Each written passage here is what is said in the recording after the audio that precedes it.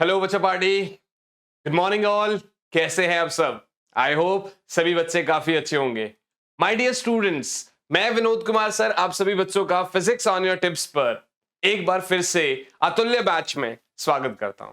Right बच्चा party. सो यार, अतुल्य बैच का जैसे आप सभी को पता है कल इलेक्ट्रोस्टैटिक्स का लेक्चर 1 हुआ था, मतलब आज इलेक्ट्रोस्टैटिक्स का लेक्चर 2 होना है। बच्चों एटलीस्ट कल वाले लेक्चर के पीछे कमेंट कर देना कि आप लोगों को कैसा लगा था। इतनी अगर आपके लिए मेहनत करी जा रही है तो इतना तो आप लोगों से भी बनना चाहिए, इतना हक तो आपका भी बनता है कि आप उस तरीके से थोड़ा सा जेस्चर अपना दिखाएंगे। बच्चा पार्टी, आज के लेक्चर का मोटिव क्या है? जैसा कि कल एक क्वेश्चन पे अपना वॉइस जो है ना वो खराब हो गया था, मतलब माइक बंद हो गया था, तो एक वो क्वेश्चन, उसके बाद थ्रेड चार्ज सिस्टम, उसके बाद इलेक्ट्रिक फील्ड कर रहे होंगे। देखते हैं कितनी देर का लेक्चर होता है। मैं आपसे बिल्कुल भी प्रॉमिस नहीं कर रहा कि कितनी देर का लेक्चर है, बिकॉज आप सभी बच्चों को पता है कि यार पिछले कुछ दिन से मेरी तबीयत वाकई में डाउन है। इवन यानी कि कल तो मैंने प्लस पे कोई क्लास नहीं ली, यूट्यूब पे भी कोई क्लास नहीं ले पाया। आपके लिए ये लेक्चर रिकॉर्ड करने का पर्पस सिर्फ इतना है कि आपकी पढ़ाई नहीं डिस्टर्ब होनी चाहिए। जो सुबह 10 बजे आप लोगों से टाइम जो हमने प्रॉमिस किया है वो टाइम आप लोगों का आपको पता रहना चाहिए। सो गाइस, शुरुआत करते हैं सेशन की। My name is Vinod Kumar Bahl and I am your physics educator, CEO at AVJMS Educare Private Limited, running school project in Dwarka International School and visiting faculty at Alan Rohtak. Right बच्चा party? These are some sort of credentials of mine. सभी बच्चों को पता है बच्चों के आजकल Unacademy में रेज हैंड फीचर आ चुका है, जहां पर आप 1-on-1 अपना हैंड रेस करते हैं और अपने फेवरेट एडुकेटर से आप जो है डाउट पूछ सकते हैं। राइट बच्चों, अनलिमिटेड डाउट्स कभी भी किसी भी समय पर आप अपने फेवरेट टीचर से पूछ सकते हैं। यहां पर अगर आप वहां प्लस पे नहीं पूछ पाए या किसी कारणवश आप क्लास नहीं अटेंड कर पाए तो आस्क अ डाउट फीचर भी है, जहां पर आप क्वेश्चन को अपलोड करते हैं और आपको आपके क्वेश्चन का आंसर मिल रहा होता है। उसके साथ साथ बच्चों, अनअकैडमी प्लस सब्सक्रिप्शन अगर आपने अभी तक ज्वाइन नहीं किया है तो यार इंडिया के टॉप एडुकेटर्स यहां पर पढ़ा रहे हैं। Regular doubt clearing session, answer writing sessions है, एग्जॉस्टिव कवरेज ऑफ सिलेबस है, बैच कोर्सेज है, live test series, practice test, study material, mentorship guidance. अब आप अपने कंफर्ट से, अपने घर के कंफर्ट से पढ़ सकते हैं। राइट बच्चा पार्टी। साथ ही साथ एक बात और बता दूं मैं आप सभी बच्चों को, जो अभी तो देखो ये एडवांस का बैच चल रहा है, लेकिन जो 12th क्लास का बालक है या जो 11th क्लास का बालक है उनके लिए अब मैं अपना 11 तारीख यानी मंडे से यानी कल से इसी YouTube चैनल पर शाम को और स्पेन एकेडमी स्पेशल क्लास पर भी एक बढ़िया सरप्राइज है। उसकी वीडियो आपकी आज ही मैं रिलीज कर दूंगा। आज ही आप वो वीडियो देखिए, आपको मजे आ जाएंगे कि हम उसमें क्या करने वाले हैं। राइट बच्चा पार्टी, ये चीज हो गया। उसके साथ यार बहुत सारे बैचेस है जहां मैं पढ़ा रहा हूं आप लोगों को, तो आप मुझे अनअकैडमी के ऐप पर जाकर फॉलो तो एटलीस्ट कर सकते हैं, क्योंकि जब फॉलो करेंगे तो बहुत सारे नोटिफिकेशंस आएंगे आपके पास मेरी हर एक क्लास की और आपको मजे आएंगे। यहां पर बच्चों आप कोड यूज कर सकते हैं VK आर्मी। जैसे ही आप VK आर्मी कोड यूज करते हैं आपको मिलता है सीधा 10% का ऑफ। आपको मिलता है सीधा 10% का ऑफ बच्चा पार्टी। इसके बाद बात आती है आइकॉनिक सब्सक्रिप्शन की, जहां मिलता है आपको personal mentorship, live doubt solving, weekly report, plus के सारे बेनिफिट, स्टडी प्लानर और साथ ही साथ में पेरेंट कनेक्ट। आपको कोड यहां पर भी VK आर्मी ही यूज करना रहता है। आपको कोड यहां पर भी VK आर्मी ही यूज करना रहता है बच्चा पार्टी, और आपको मिलता है 10% का ऑफ। आई होप बच्चों आप ये अवेयर है, अगर आप 11th क्लास के बालक है तो हर संडे अनअकैडमी कॉम्बैट होता है। You can use code VK army again here. और साथ ही साथ में बच्चों अनअकैडमी इमर्ज होता है सैटरडे, संडे, मंडे, ट्यूसडे। ये 5 से 6.5 का टेस्ट होता है, बड़ा प्यारा टेस्ट होता है। कोड यहां पर भी आपको VK आर्मी लगाना रहता है। सो आई होप बच्चा पार्टी ये आप VK आर्मी कोड को शेयर कर रहे होंगे। हैशटैग VK आर्मी आप मुझे मेरे को हर एक हैंडल पर भी शेयर कर सकते हैं मेरे साथ कि भाई हमने आज आपका ये लेक्चर देखा, मजे आए नहीं आए, जो भी आपका एक्सपीरियंस है आप मेरे साथ शेयर करिए। राइट बच्चा पार्टी, मैं फटाफट आपको बता देता हूं कि लेक्चर 1 में हम लोगों ने क्या किया था। लेक्चर नंबर 1 में बच्चा पार्टी हम लोगों ने जो है ना हम लोगों ने जो है ना लेक्चर नंबर 1 में आपका बेसिकली कूलम्ब्स लॉ के सवाल लगाए थे, कूलम्ब्स लॉ के सवाल लगाए थे, डन हो चुका है। और दूसरा फोर्सेस बिटवीन मल्टीपल चार्जेस, दूसरा forces between multiple charges, right बच्चा पार्टी। दूसरा फोर्सेस बिटवीन मल्टीपल चार्जेस के बीच में फोर्सेस के ऊपर भी सेशन हो चुका है। आज की शुरुआत किस बात से करेंगे? आज की शुरुआत अपन लोग कर रहे हैं, एक तो वही वाला सवाल जो कल वाले वीडियो में माइक ऑफ रह गया था, तो पहला वो क्वेश्चन, राइट। तो मैं ये कल वाली वीडियो को क्यों बोल रहा हूं कि अगर आपने नहीं देखा है तो प्लेलिस्ट बनी हुई है, नीचे ही लिंक भी है उसका, लेक्चर 1 जरूर देख के आइए, बहुत मजे आते हैं बच्चों। आप सीरीज को फॉलो करिए यार। अगर मैं तबियत खराब होने के बावजूद कोई और क्लास नहीं ले रहा और इस सीरीज को ज्यादा प्रेफरेंस दे रहा हूं, तो इसका मतलब मैं चाहता हूं कि आप कोई ना कोई रैंक फोड़े, चाहे आप नीट का एग्जाम दे रहे, चाहे आप जेई का एग्जाम दे रहे। फिजिक्स आपकी नहीं होनी, मतलब नहीं रुकनी चाहिए, फिजिक्स हम एक साथ पढ़ रहे होंगे, राइट बच्चों। तो यार लास्ट क्लास का क्वेश्चन था गाइस, लास्ट क्लास का क्वेश्चन था, और इस क्वेश्चन में कुछ ऐसा था कि यार यहां पर एक चार्ज Q है, यहां पर एक चार्ज Q है, यहां पर चार्ज 4Q है, और बीच में हमने एक Q चार्ज कहीं पर रख दिया। नाउ आई डोंट नो हमने कहा रखा है, नाउ आई डोंट नो। चलो एक काम करते हैं, लास्ट क्लास में 4Q हमने ले लिया था, आपने शायद प्रैक्टिस भी कर लिया हो, इधर Q ही रख लेते हैं, सेम इक्वल चार्जेस और अपना Q रख लेते हैं। यहां पर वो आपसे कहता है, मैं आज आपको जरा इक्विलिब्रियम का कॉन्सेप्ट समझाने की कोशिश करूंगा। पहले इक्विलिब्रियम का कॉन्सेप्ट समझेंगे, फिर थ्रेड चार्ज सिस्टम समझेंगे, फिर इलेक्ट्रिक फील्ड की शुरुआत करेंगे। तो सबसे पहले उसने आपसे कहा बच्चों, इक्विलिब्रियम के कॉन्सेप्ट में सबसे पहले उसने आपसे कहा कि यार मुझे ना इस Q चार्ज का पोजीशन चाहिए, मुझे ना इस Q चार्ज का पोजीशन चाहिए, such that system is in equilibrium. ठीक है जी, सिस्टम इज इन इक्विलिब्रियम, ठीक है ना। और जब सिस्टम इक्विलिब्रियम में बोलता है ना, तो वो पोजीशन के साथ साथ उसका वैल्यू भी पूछेगा आपसे कि भैया उसका वैल्यू क्या है, और इन दोनों के बीच में जो उसने दूरी दे रखी है वो r दे रखी है।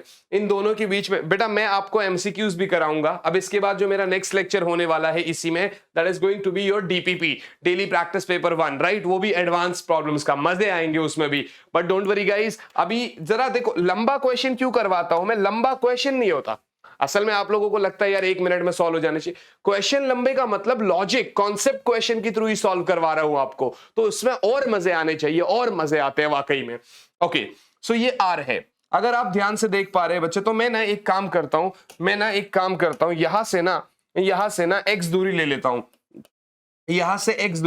हूं, और यहां से आपका अपना r-x हो जाएगा, राइट है जी। अब सिस्टम इक्विलिब्रियम को बाद में देखो, पहले इसकी पोजीशन के लिए इसी को इक्विलिब्रियम में डालो। भैया ये वाला देखो, अगर ये पॉजिटिव होगा तो रिपेल करेगा, नेगेटिव होगा तो अट्रैक्ट करेगा।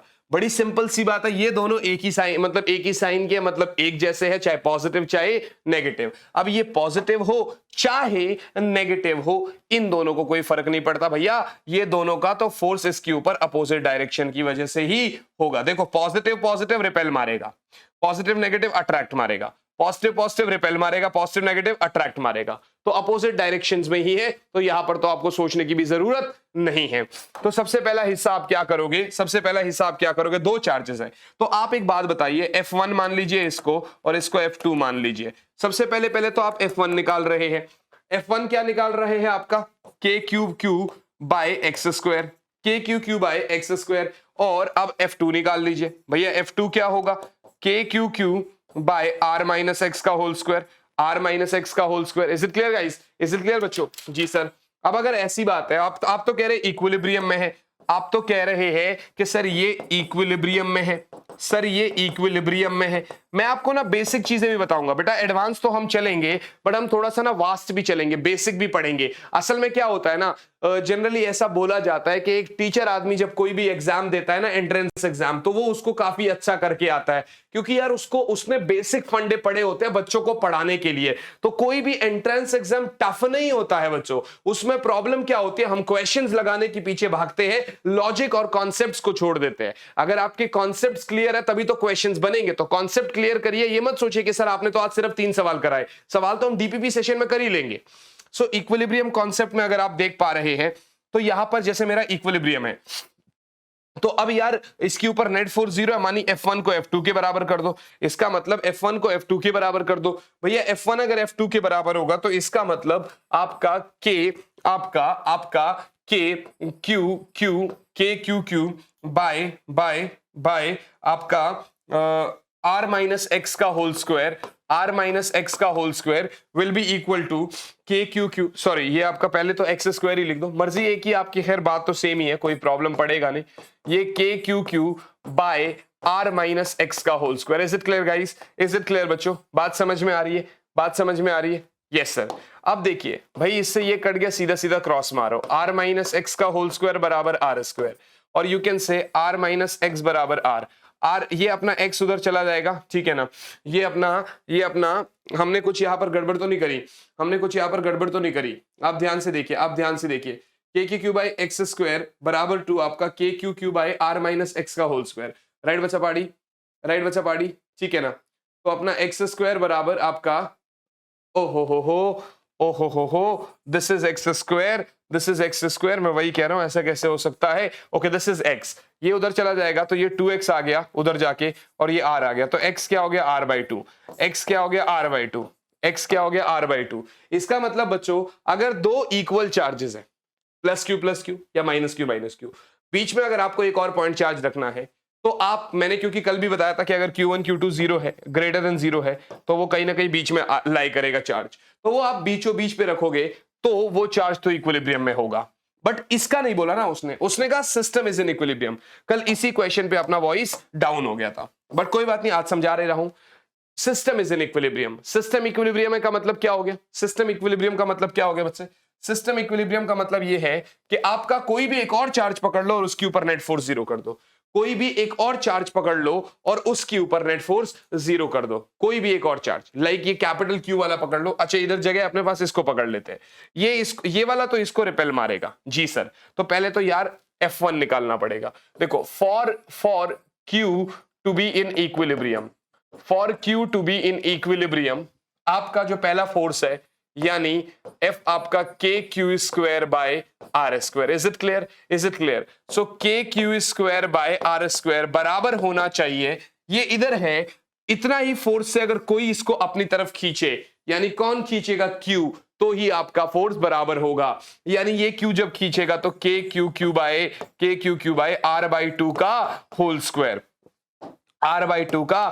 Square, so you can say K से K कट गया, Q से Q कट गया, इधर से Q बाय R स्क्वायर आता है, ये 4 ऊपर जाएगा तो 4Q बटा R स्क्वायर, ये कट गया, तो आपका स्मॉल q आता है Q बाई 4। और अगर वैल्यू के साथ, अगर नेचर मतलब साइन के साथ दे रहे हो तो माइनस में, रीजन क्या है? प्लस तो रिपेल मारेगा, बट ये Q इसको जब तक अट्रैक्ट नहीं करेगा तब तक ये सिस्टम इक्विलिब्रियम में नहीं होगा।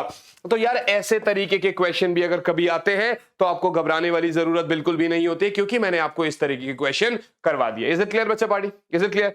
अब हम चल रहे हैं एक नए कॉन्सेप्ट की तरफ, क्योंकि यहां पर हम कॉन्सेप्ट्स कर रहे हैं, हम कोई डेरिवेशंस वैसे प्रॉपर बड़े सॉर्ट ऑफ डेरिवेशंस नहीं कर रहे, कॉन्सेप्ट्स कर रहे हैं दबा के, ठीक है ना। तो अब हमारे पास नया कॉन्सेप्ट आएगा, that is thread charge system, thread charge problems. ये बड़ा प्यारे प्रॉब्लम्स होते हैं, और इसमें से तो यार नीट और जेई में आया हुआ क्वेश्चन है, राइट बच्चा पार्टी, वो भी कराऊंगा मैं आपको, ठीक है ना। बड़े प्यारे प्रॉब्लम्स होते हैं। ये कुछ 4 तरीके के प्रॉब्लम्स है मेरे पास, कुछ 4 तरीके के प्रॉब्लम्स है। तो ये प्रॉब्लम नंबर 1 है आज की क्लास का। ये क्या है बेसिकली? ये आज की क्लास का इस सिस्टम का मतलब थ्रेड चार्ज सिस्टम का प्रॉब्लम नंबर 1 है। थ्रेड चार्ज सिस्टम का प्रॉब्लम नंबर 1 है।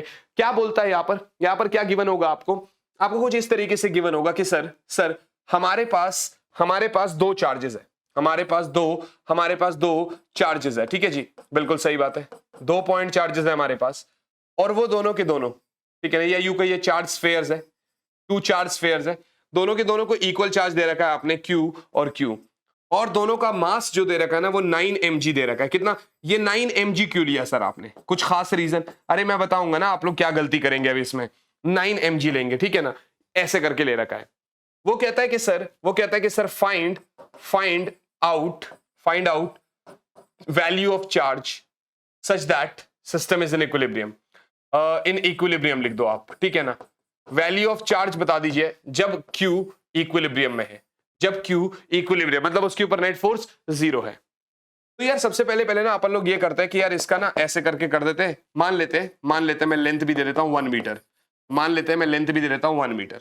तो आप लोग क्या करते हैं, सबसे पहले ये दोनों के बीच की दूरी r होती है, ये दोनों के बीच की दूरी r होती है, पता नहीं कितनी है, ठीक है ना, ऐसे करके। और ये एंगल फॉर एन एग्जांपल ये एंगल अभी फिलहाल गिवन है 30 डिग्री, फॉर एन एग्जांपल फिलहाल ये एंगल गिवन है 30 डिग्री, ठीक है ना। तो अभी मतलब जिसे देखो 30 डिग्री हो गया ना। अब ये अपने को ये नहीं पता कि ये कितनी दूरी पर है। तो ना मैं एक काम कर रहा हूं, पहले ना इसका एक बेसिक फॉर्म बता रहा हूं आपको, पहले मैं इसका एक बेसिक फॉर्म सा बता रहा हूं आपको कि बेसिक में हम किस तरीके से कर रहे होंगे। आप ध्यान से देखिएगा, सपोज करते हैं, पहले आप इसका जनरल कॉन्सेप्ट समझिए। एंगल नहीं गिवन है, चार्ज वही Q है आपका, ये थीटा है आपका, ये थीटा है। जनरली जो आप लोग अभी तक करते थे, तो आप ये करते थे कि सर इधर को टेंशन T होगा क्योंकि ये नीचे mg लग रहा है, और ये इसको इधर को रिपेल मारेगा F, है ना। तो आप क्या करते थे, इस T का कंपोनेंट तोड़ेंगे, ये T cos थीटा हो जाएगा, ये T sin थीटा हो जाएगा, क्योंकि ये भी थीटा है, ये भी थीटा है, ऑल्टरनेट इंटीरियर एंगल्स। तो फिर आप करते थे सर T cos थीटा को अपन लोग mg के बराबर कर देंगे, और T sin थीटा जो हो जाएगा वो F के बराबर हो जाएगा, T sin theta will be equals to F, ये हम करा करते थे। बट अब यार एक बात बताओ, फिर आप ना इन दोनों को डिवाइड मार देते, सेकंड को फर्स्ट से डिवाइड मार देते थे, तो T sin थीटा को आप T cos थीटा से डिवाइड करोगे, ये आएगा F by mg, T से T कट जाएगा, तो आपके पास आया F by mg बराबर अपना tan theta, F by mg बराबर अपना tan थीटा, ये आया करता था। बट अब आप कॉन्सेप्ट समझो, इतना जब आपको कंपोनेंट्स तोड़ने हैं ना, इतना समय नहीं होता आपके पास एडवांस चीजें करने का, इतना टाइम नहीं होता आपके पास। जब टाइम नहीं है ना, तो आपको कुछ नहीं करना, ये अपना थीटा है, आपको पता है इधर को mg लगेगा, जी सर, आपको पता है कि इधर को आपका फोर्स लगेगा। तो parallelogram law of vector addition से आपको ये भी तो पता है कि ये आपका इनका रिजल्टेंट लगेगा। अगर ये थीटा है तो ये भी थीटा है ना बचवाड़ी, बिल्कुल। अगर ये mg है, ये f है, तो ये सामने वाला भी f है। तो अभी भी तो आप कर सकते हैं tan थीटा बराबर परपेंडिकुलर f बेस mg। आई बात समझ। अब आपको क्या करना है, f की जगह अपना k q square by r square निकालना है। ये r है आपका, ये l था आपका। अब अगर साइन थीटा लेंगे तो ये क्या होगा भैया, ये क्या होगा, अगर आप एंगल है तो अभी जब ये करेंगे ना, तो ये बेसिकली r/2 और r/t होगा। कैसे होगा ये मैं आपको बताऊंगा, अभी हम उस वाले क्वेश्चन में ही कर लेते हैं, उसमें आपको पता चल जाएगा। राइट है जी। जैसे अगर अभी आप देखते हैं, एक सेकंड होल्ड करिए जरा, मैं अपना ये प्रोजेक्टर ले आऊं, सॉरी गाइस, या सो अब अगर देख रहे हैं तो ये 30 डिग्री हो गया आपका। Find out Q in equilibrium, ठीक है ना, ऐसा बोलता है। सबसे पहला कॉन्सेप्ट आपका क्या था, सबसे पहली गलती जो बच्चा करता है वो 9 mg जो यहां लिखा हुआ है ना, आप क्या करते हैं, मास को लिखते हैं 9 × 10⁻³ अब यार -3 तो मिली है, बात समझ में आ गई, बट -3 तो ग्राम हो गया ना, तो इसलिए आपको यहां पर 9 × 10⁻⁻6 kg करना पड़ेगा। ग्राम को भी केजी में -3 और मल्टीप्लाई करना पड़ेगा। तो ये एक सबसे पहला मिस्टेक है जो अवॉइडेबल, जो मतलब आपको लगता है अरे सर ये तो पता है, अभी मेरे साथ कर रहे हो ना, मैंने बताया अरे सर ये तो बड़ी बेसिक बात है, लेकिन पेपर में घर के आ जाओगे पता भी नहीं चलेगा। दूसरी चीज आप कर लो यहाँ पर, वही सेम कॉन्सेप्ट है भैया। ये आपका नेट फोर्स लगेगा, इधर आपका mg लग रहा होगा, इधर आपका f लग रहा होगा, ये 30 डिग्री तो ये भी 30 डिग्री, क्योंकि लेंथ 1 मीटर है, ठीक है ना। पहले तो आप ये देखो, ये 30 डिग्री है, एक राइट एंगल ट्राइंगल में आपको ये गिवन है, ये आपका 30 डिग्री गिवन है, ये आपका 1 गिवन है, तो ये तो आ ही जाएगा, कैसे, परपेंडिकुलर है ना, तो sin 30 बराबर परपेंडिकुलर बटा हाइपोटेनस 1 है, sin 30 1/2, तो परपेंडिकुलर कितना हो गया 1/2। तो मैंने यहां पर आपको कहा था ये r/2 होगा, कैसे होगा आप समझ में आ गया, जी सर। तो ये आपका 1/2 हो गया, ये आपका 1/2 हो गया। नॉर्मली अगर आप देखोगे तो r/2 कर दो भैया, ये आपका l है। हाँ मतलब वो तो अगर आप देखोगे ना तो ये साइन थीटा बराबर ये अपना r/2 हो गया और ये आपका l हो गया, ठीक है ना, ऐसा करके। तो ये आपका 1/2 हो गया, ठीक है ना, ये आपका 1/2 हो गया। इसका मतलब ये 1/2 ये 1/2 तो r कितना हो गया 1 मीटर हो गया। ये 1/2 ये 1/2 तो r कितना हो गया 1 मीटर हो गया। तो एक हिसाब से ये एक इक्विलेटरल ट्रायंगल नहीं बन गया, 60 60 60 1 1 1 है ना, 1 1 1 ऐसा हो गया। पहला कॉन्सेप्ट आपका ये क्लियर हो गया। आपने कहा सर सबसे पहला तरीका आपने बताया था कि tan थीटा बराबर f/mg। सर आपने सबसे पहला जो तरीका बताया था वो बताया था tan थीटा बराबर f/mg, tan थीटा बराबर f/mg। आ रही है बात समझ में?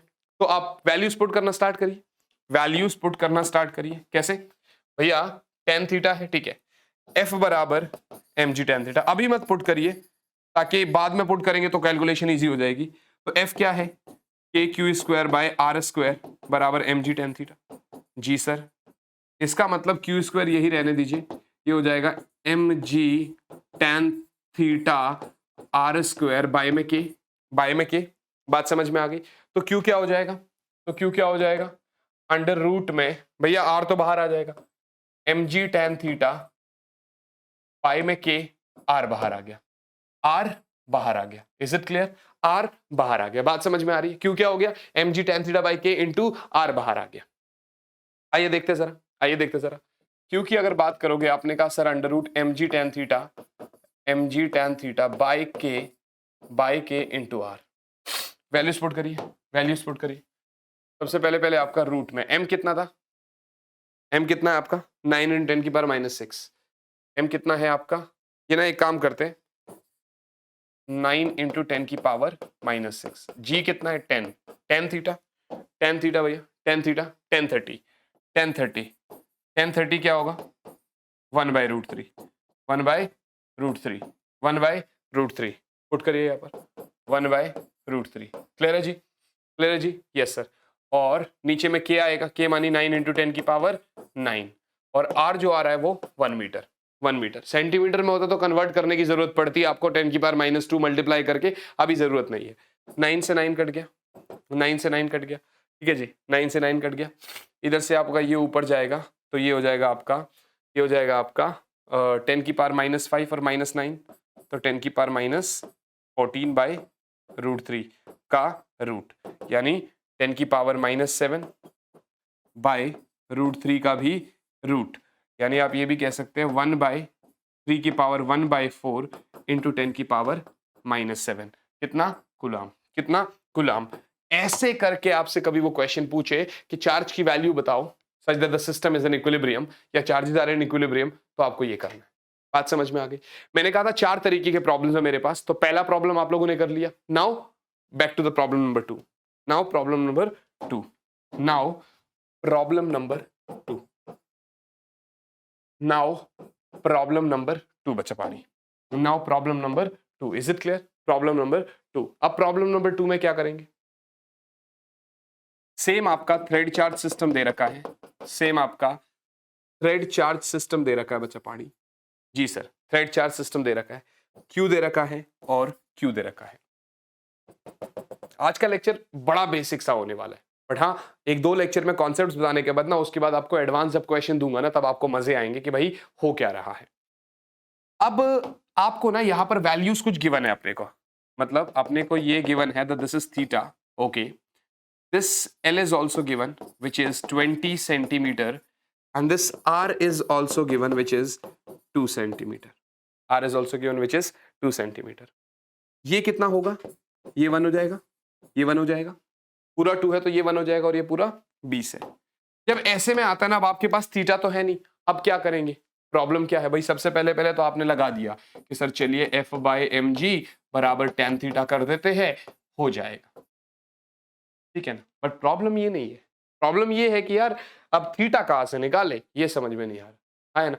सर निकाल लेते हैं ना, पाइथागोरस से इसको निकाल लेंगे या फिर अपना साइन थीटा बराबर अपना परपेंडिकुलर 1/20 1/20। ये मुश्किल है थोड़ा सा, लेकिन आपको दिखाई दे रहा है 1 और 20 में काफी गैप है, यानी 21 से काफी ज्यादा है, 21 से काफी ज्यादा है। साइन थीटा क्या होता है, साइन 0 0 होता है, साइन 90 1 होता है, तो साइन 0 0 होता है, 0 से थोड़ा सा ऊपर जाओगे साइन की वैल्यूज इंक्रीज होती जाएगी, बट अगर आप साइन 30 की वैल्यू देखोगे तो 1/2 है, साइन 30 की वैल्यू देखोगे तो 1/2 है।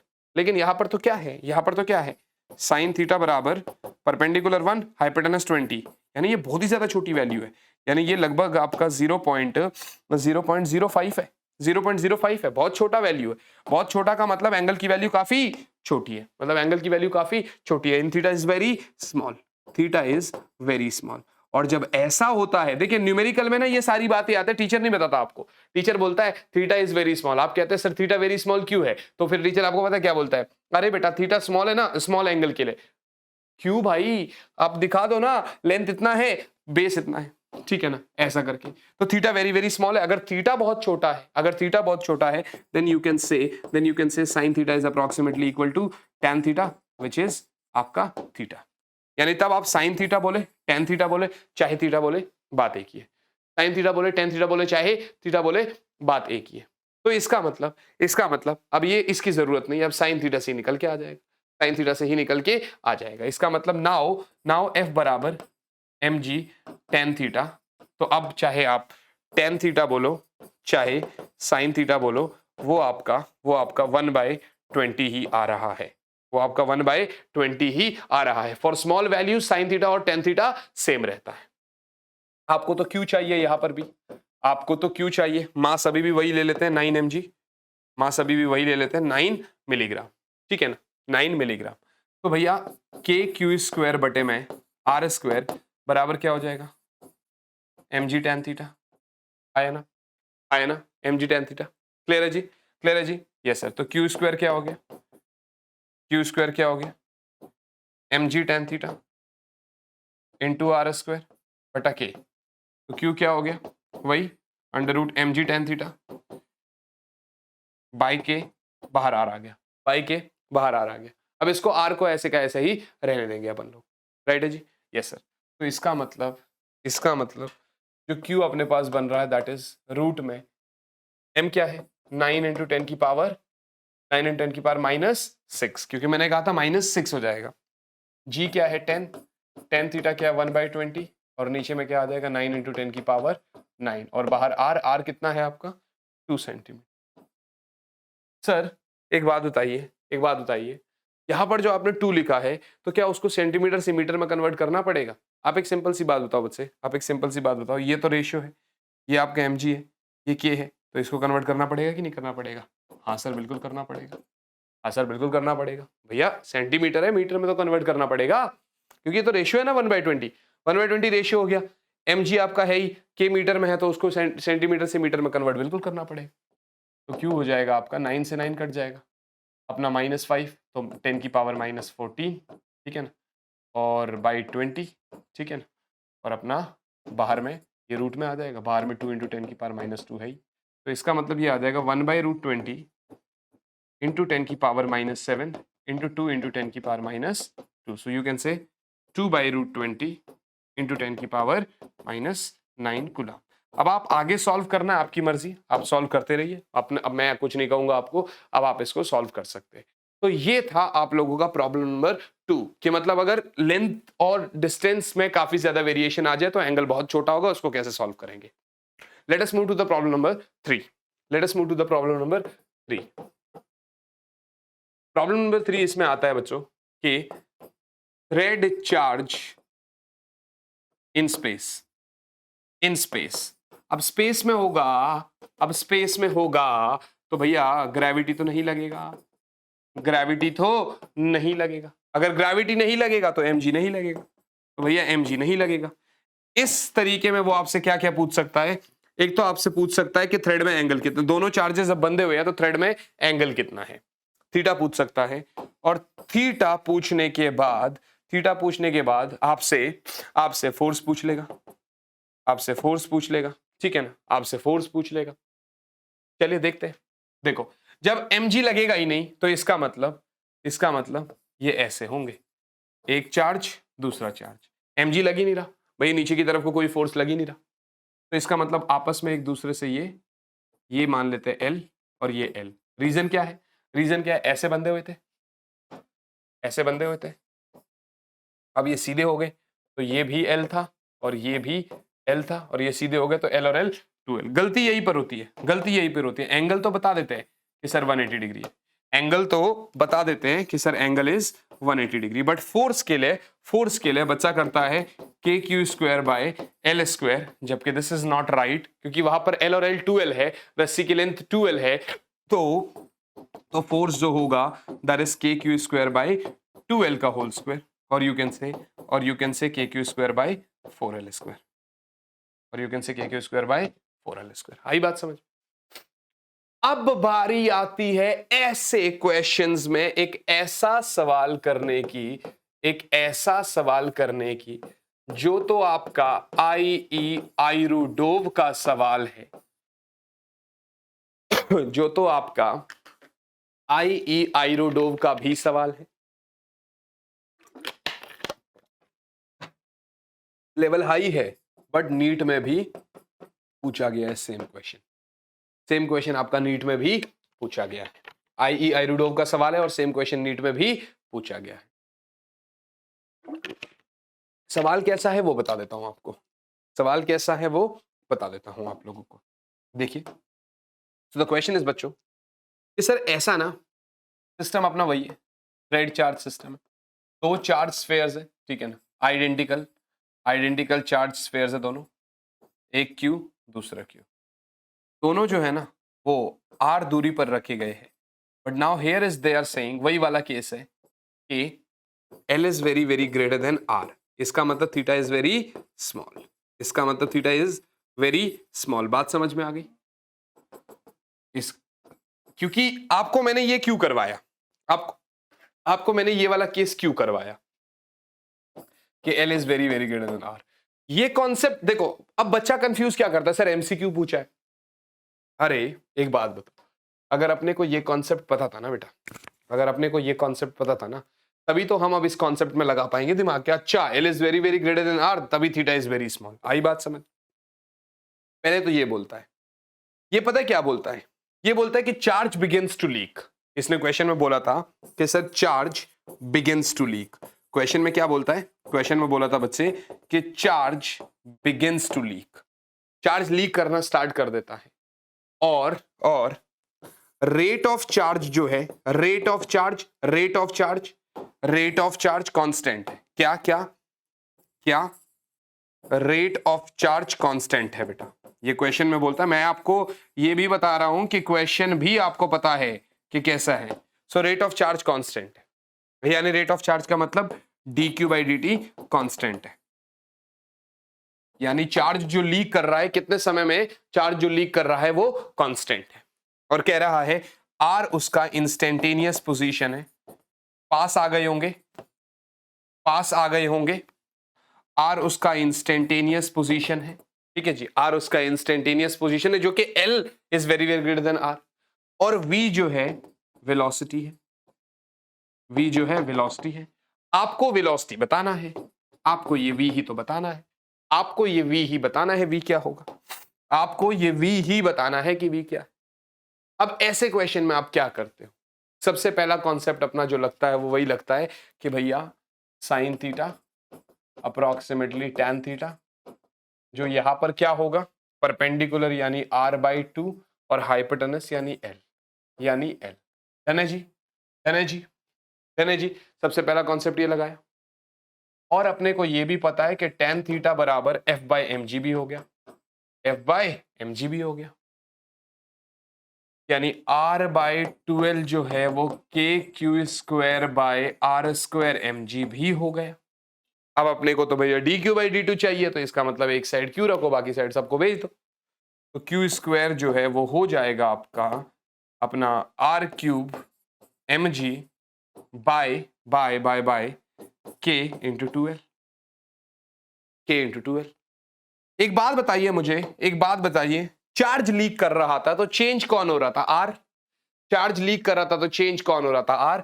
L तो अभी भी कांस्टेंट है जी सर, तो L तो अभी भी कांस्टेंट है, 2 अभी भी कांस्टेंट है, K अभी भी कांस्टेंट है, मास में कोई चेंजेस आएगा नहीं, G अभी भी वही है। इसका मतलब ये सारी वैल्यूज हो गई ना कांस्टेंट, और जब भी कुछ कांस्टेंट इनटू समथिंग होता है तो आप ये कह सकते हो यहां से कि भैया q² is directly proportional to r³। भैया q² is directly proportional to r³। आई बात समझ में? तो आप ये कह सकते हो कि sir Q square is directly proportional to R cube. Is it clear guys? I hope this is very very clear to you. अब आपने कहा sir Q square is directly proportional to R cube, तो लेकिन अपने को तो D Q by D T चाहिए, तो क्यू की पावर 1 बनानी पड़ेगी पहले। तो क्यू की पावर 1 बनाने के लिए अपना 2 से डिवाइड करना पड़ेगा, तो ये 3/2 हो गया, यानी Q is directly proportional to are की पावर 3/2। अब D Q by D T चाहिए तो कर दीजिए भाई differentiate, D by D T of Q is directly proportional to D by D T of R की पावर 3/2। आपने देखा एक्स की जगह ले रखी है इसने कुछ, है ना, तो इसका मतलब यहाँ चेन रूल यूज होगा। कैसे? D Q by D T is directly proportional, भैया ये आगे आ गया 3/2 आर की पावर आपका 1/2, 3/2 माइनस 1 1/2 इंटू, इसको मत भूल जाना, D R by D T into D R by D T. Chain rule use कर लिया, इसको पहले आपने टी मान लिया, टी की पावर 3/2, तो अपना टी के साथ रिलेशन हो गया, और फिर उसके बाद अपना टी से मल्टीप्लाई मार दिया, ऐसा करके।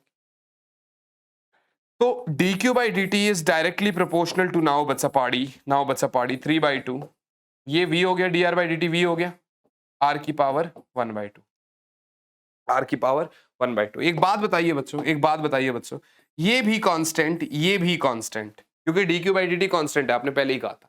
इसका मतलब लास्ट स्टेप्स में आएंगे, वी आर की पावर 1/2 कांस्टेंट हो गया कि नहीं हो गया? वी आर 1/2 जो है ना, ये कांस्टेंट हो गया कि नहीं हो गया? हाँ सर कांस्टेंट। अगर ऐसी बात है तो इसका मतलब बच्चों, आपका जो v है that is directly proportional to 1/r की पावर 1/2, और you can see v is directly proportional to r की पावर -1। ये r भी हो सकता है, ये x भी हो सकता है, डिपेंड करता है क्वेश्चन पर। ये शायद x दे रखा था, तो ये मतलब पहले r पे थे, फिर इंस्टेंटेनियस पोजीशन x दे रखा है, तो आप dx कर देना भाई अपना, बाकी सब ठीक है, बाकी सब कॉन्सेप्ट सेम है। क्लियर है जी? आइरोडोव का सवाल था, लेकिन इसका मतलब ये थोड़ी अब आप आइरोडोव चार्ट लोगे। हाँ ठीक है, आपको एक कॉम्प्लेक्स प्रॉब्लम था, मैंने करवा दिया कि अगर कभी ऐसा क्वेश्चन आए, देखो चार्ज लीक कर रहा था, आपस में आ गए कुछ, देखो पहले आर दूरी थी मान ले, बाद में एक्स हो गई, तो जहां जहां मैंने आर लगाया वहां वहां आप एक्स लगा देना बाद में, कोई दिक्कत वाली बात ही नहीं। बात समझ में आ रही है? कोई दिक्कत वाली बात ही नहीं है। और अपना d Q by D t को डायरेक्टली प्रोपोर्शनल करो, आपको मिल गया v is directly proportional to are की power -1/2। Is it clear guys? I hope this is very very clear to you. बात समझ में आ रही है? तो इस प्रकार के आपके थ्रेड चार्ज कॉन्सेप्ट्स थे, जो मैंने आपको एक तरीका प्रॉब्लम करवा दिया। अब आप कूलाम्स लॉ कर चुके, थ्रेड चार्ज कॉन्सेप्ट कर चुके, आइए इलेक्ट्रिक फील्ड पर बढ़ते हैं। आज का मैंने कहा था ना बेसिक लेक्चर होने वाला है, और मैंने ये भी कहा था कि लेक्चर हमारे 2 घंटे के हैं। मैं समझ रहा हूं 2 घंटे के लेक्चर्स है, बट यार वाकई में हेल्थ बहुत ज्यादा अलाउ नहीं कर रही है खड़े होने के लिए, तो इसीलिए, और मैं बैठ के ये पढ़ाना नहीं चाह रहा जिससे कि क्वालिटी डाउन ना हो, तो इसीलिए थोड़ा सा कम अगर ड्यूरेशन का आता है लेक्चर, तो अभी आप थोड़ा सा मैनेज करिए। हाँ 2-3 लेक्चर्स के बाद देखो, कल से आज अच्छा फील कर रहा हूं, ये तो है, ठीक है ना। रीजन क्या है? क्योंकि आज पूरा दिन क्लासेस नहीं ली, रेस्ट किया आज मैंने, तो इसलिए कल से आज अच्छा फील कर रहा हूं। शायद 1-2 दिन में और अच्छा फील करेंगे, फिर अपना 2-2 घंटे के लेक्चर चले आएंगे। Got it guys? अब देखिए जरा इलेक्ट्रिक फील्ड की बात करते हैं। बट मैं आपको एक ही बात कहता हूं बच्चों, 2 चीजें सीखो बट बढ़िया सीखो। इलेक्ट्रिक फील्ड की बात करते हैं। इलेक्ट्रिक फील्ड क्या होता है? अरे यार इलेक्ट्रिक फील्ड क्या बोल रहा है आपसे कि सर एक फील्ड मतलब क्या है? स्पेस या फिर region around a given charge. एक चार्ज दे रखा है, उसके अक्रॉस एक रीजन है। अब इस रीजन में अगर आप कोई और एक चार्ज लेके आते हो कुछ आर दूरी पर, तो ये क्या करेगा? ये उसके ऊपर फोर्स लगाएगा, Q not by are square R cap, ये उसके ऊपर फोर्स लगाएगा। बात समझ में आ रही है? ये क्या करेगा? ये उसके ऊपर फोर्स लगाएगा, Q not by are square R cap. Is it clear guys? Is it clear बच्चा पाड़ी? जी सर। लेकिन अगर मैं आपसे कहूं ये है सोर्स चार्ज जो फील्ड प्रोड्यूस कर रहा है, जो फोर्स लगाने के काबिल है, इसको बोलते हैं टेस्ट चार्ज। अगर इस टेस्ट चार्ज को इतना ज्यादा आपने छोटा कर दिया, कि ये बड़े वाले चार्ज के ऊपर ये इलेक्ट्रिक फील्ड अप्लाई ही नहीं कर पाएगा, इसको कोई फर्क ही नहीं पड़ेगा, तो उस केस में आप कह सकते हैं कि भैया तब यहां पर इलेक्ट्रिक फील्ड होती है। यानी कि if limit of Q0 tends to zero, if limit of Q not tends to 0 and this your force को आपने क्यू नॉट से डिवाइड मारा, तो उस केस में ये बन जाएगा आपका, उस केस में ये बन जाएगा आपका इलेक्ट्रिक फील्ड, उस केस में ये बन जाएगा आपका electric field. That simply means कि आपका जो इलेक्ट्रिक फील्ड है, आपका जो इलेक्ट्रिक फील्ड है that is K Q by are square R cap. आपका जो इलेक्ट्रिक फील्ड है, आपका जो इलेक्ट्रिक फील्ड है that is K Q by are square R cap. मेरी बात समझ में आ रही? मेरी बात समझ में आ रही? इलेक्ट्रिक फील्ड क्या हो गया बच्चों? इलेक्ट्रिक फील्ड क्या हो गया आपका?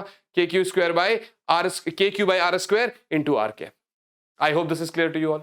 आई hope this is clear to. तो E बराबर K Q by are square R cap हो गया। ये तो नॉर्मल एक इलेक्ट्रिक फील्ड है, मतलब एक पॉइंट पर अगर हमें देखना है तो नॉर्मल इलेक्ट्रिक फील्ड की बात आती है। अब अगर वही वाली बात आ जाती है, सुपरपोजिशन वाली बात आ जाएगी, यानी superposition principle of electric field आ जाएगा, तब आप क्या करोगे? यानी superposition principle of electric field आ जाएगा, तब आप क्या करोगे? Superposition principle of electric field आ जाएगा, तब आप क्या करोगे?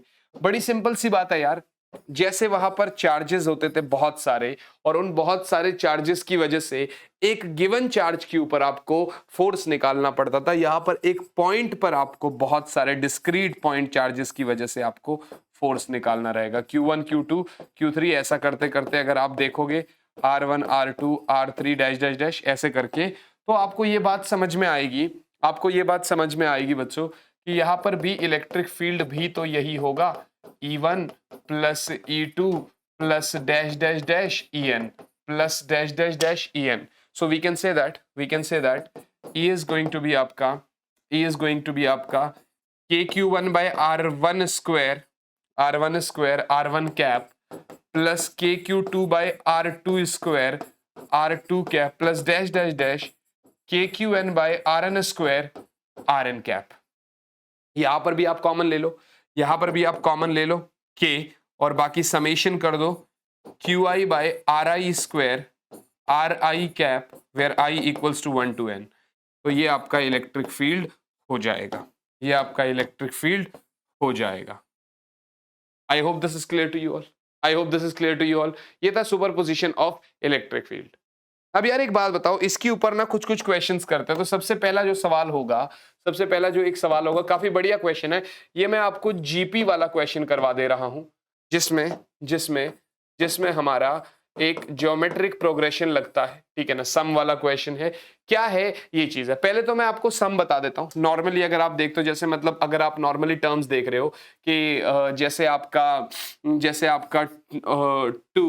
2 ऐड हो रहा है, प्लस 2 का स्क्वायर ऐड हो गया, ठीक है ना, प्लस आपका 2 का क्यूब ऐड हो गया।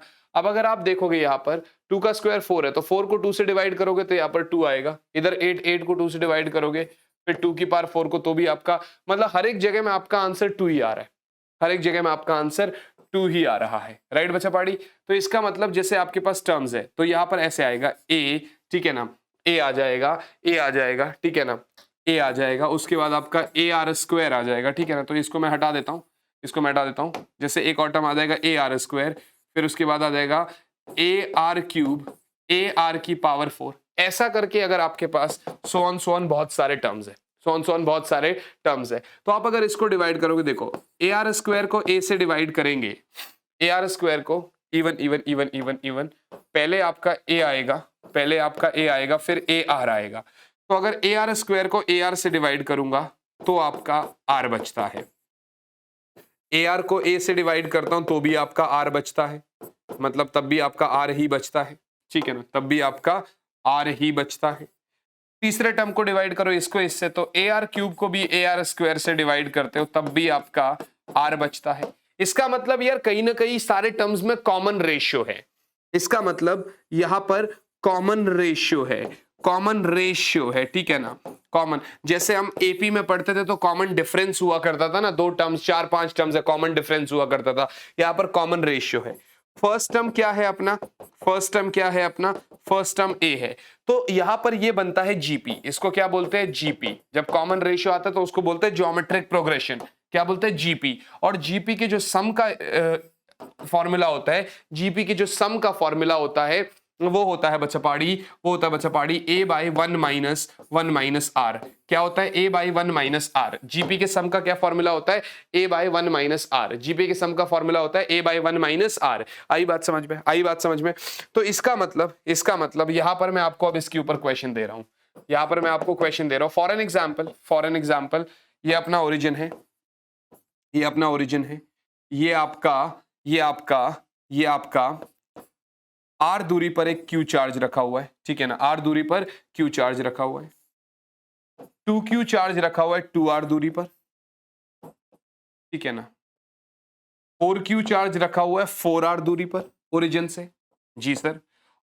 8q चार्ज रखा हुआ है 8r दूरी पर, and so on 16q charge 16r दूरी पर, ऐसे करते करते हुए चार्ज रखा हुआ है। आपसे पूछता है सर इलेक्ट्रिक फील्ड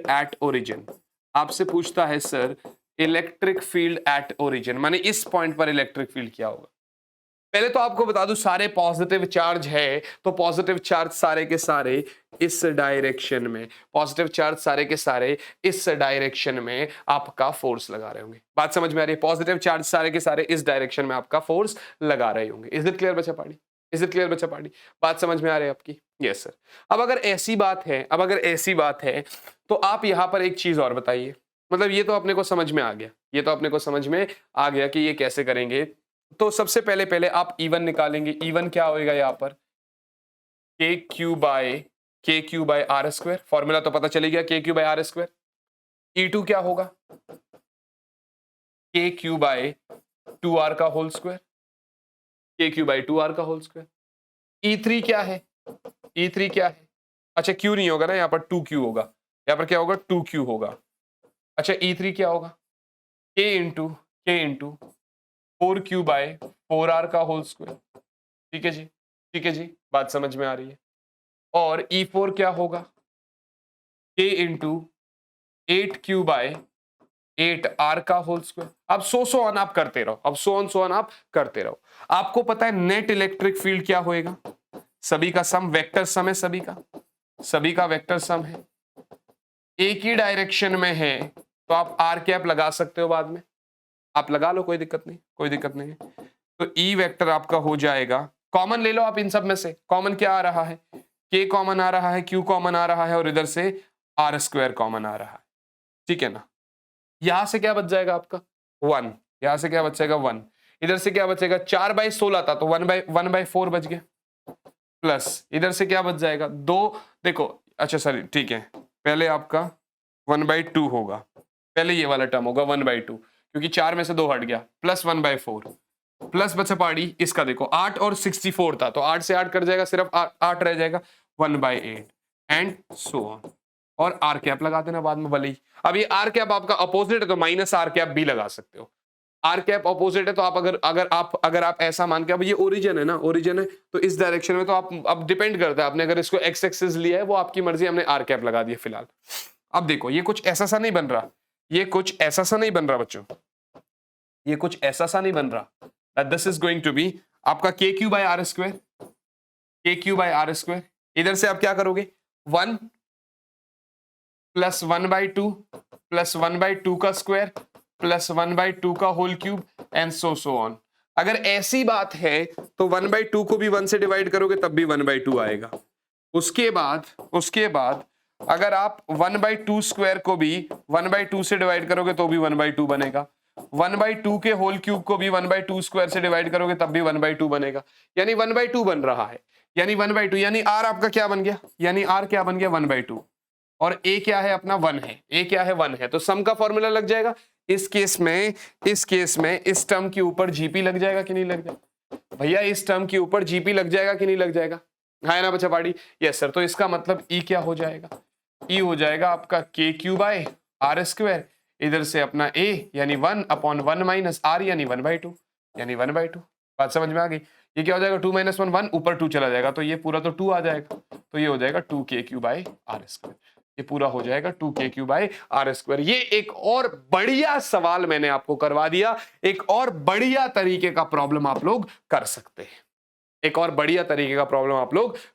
हैं, इज इट क्लियर बच्चा पार्टी? हो सकता है। आसानी से हो जाएगा, कोई प्रॉब्लम तो नहीं आने वाली यहाँ पर। Yes sir. तो ये जीपी का क्वेश्चन था, यानी अगर उसने इलेक्ट्रिक फील्ड, एक बार फिर से देख लो, अलग अलग अलग है जीपी का। अगर आप फॉर्मूला देख पा रहे हो तो ये फॉर्मूला है इसका, मतलब बहुत सारे टर्म्स है जहां पर कॉमन रेशियो आएगा, फॉर्मूला आएगा सम का a/1 - r। यहाँ पर भी आपका सम आ रहा था, ऐसे करते तो हमने सम ले लिया और ये पूरा हमने सॉल्व कर दिया। क्लियर है सर, बात समझ में आ गई? राइट है बच्चों, चलिए अब बढ़ते हैं जरा अगले कॉन्सेप्ट की तरफ, अब बढ़ते हैं जरा इसी के ऊपर क्वेश्चंस की तरफ। तो अब इसके ऊपर क्वेश्चंस कैसे आ जाएंगे? अब जैसे आपका वहां पर इक्विलिब्रियम के क्वेश्चंस थे, इक्विलिब्रियम में मुझे एक और चीज यहां पर आपको समझानी है, वहां पर समझाना रह गया, यही पे बता देता हूं कि इक्विलिब्रियम में अपना स्टेबल इक्विलिब्रियम होता है और एक अनस्टेबल इक्विलिब्रियम होता है, एक स्टेबल होता है और एक अनस्टेबल इक्विलिब्रियम होता है। इस चीज को भी समझने की कोशिश करिएगा, इस चीज को भी समझने की कोशिश करिएगा। हम प्रीवियस एग्जाम्पल ले रहे हैं, हम प्रीवियस एग्जाम्पल ले रहे हैं। इधर क्यू रखा हुआ था, इधर भी क्यू रखा हुआ था और क्यू रखा हुआ था ये बीचों बीच, ये r/2 दूरी पर, तब जब सिस्टम इक्विलिब्रियम में था और अपने को पता था q बराबर -q/4 है। खैर उससे अपने को लेना देना नहीं है, बट फिलहाल इतना पता है कि यार ये अगर F1 लगाएगा और ये अगर F2 लगाएगा तो दोनों बराबर है, तो F1 F2 के बराबर है। बात समझ में आ रही है? फिलहाल इतना पता है F1 F2 के बराबर है, ठीक है ना? ये अनस्टेबल इक्विलिब्रियम में नहीं बराबर है। फिलहाल F1 अगर F2 के बराबर है इसका मतलब इक्विलिब्रियम है। ये नहीं समझ में आ रहा है ये स्टेबल इक्विलिब्रियम है या अनस्टेबल। स्टेबल का मतलब बच्चों, अगर आप इसको अपनी जगह से हिला दो तो ये वापस अपनी जगह पर आना चाहता है, तो स्टेबल है ना। और अनस्टेबल, अगर आपने इसको अपनी जगह से हिला दिया और ये वापस अपनी जगह पर ना आना चाहे, और ये क्या है भाई, आपने हिला दिया, आपने मान लो राइट की तरफ को धक्का मारा और ये कहता मैं राइट की तरफ ही जाऊंगा, तो ये आपका अनस्टेबिलिटी आ गई। बात समझ में आ गई? आपने राइट की तरफ धक्का मारा और ये राइट की तरफ ही जा रहा है, तो अनस्टेबल हो गया। इज इट क्लियर बच्चा पाड़ी? इज इट क्लियर बच्चों? राइट है जी, यस सर।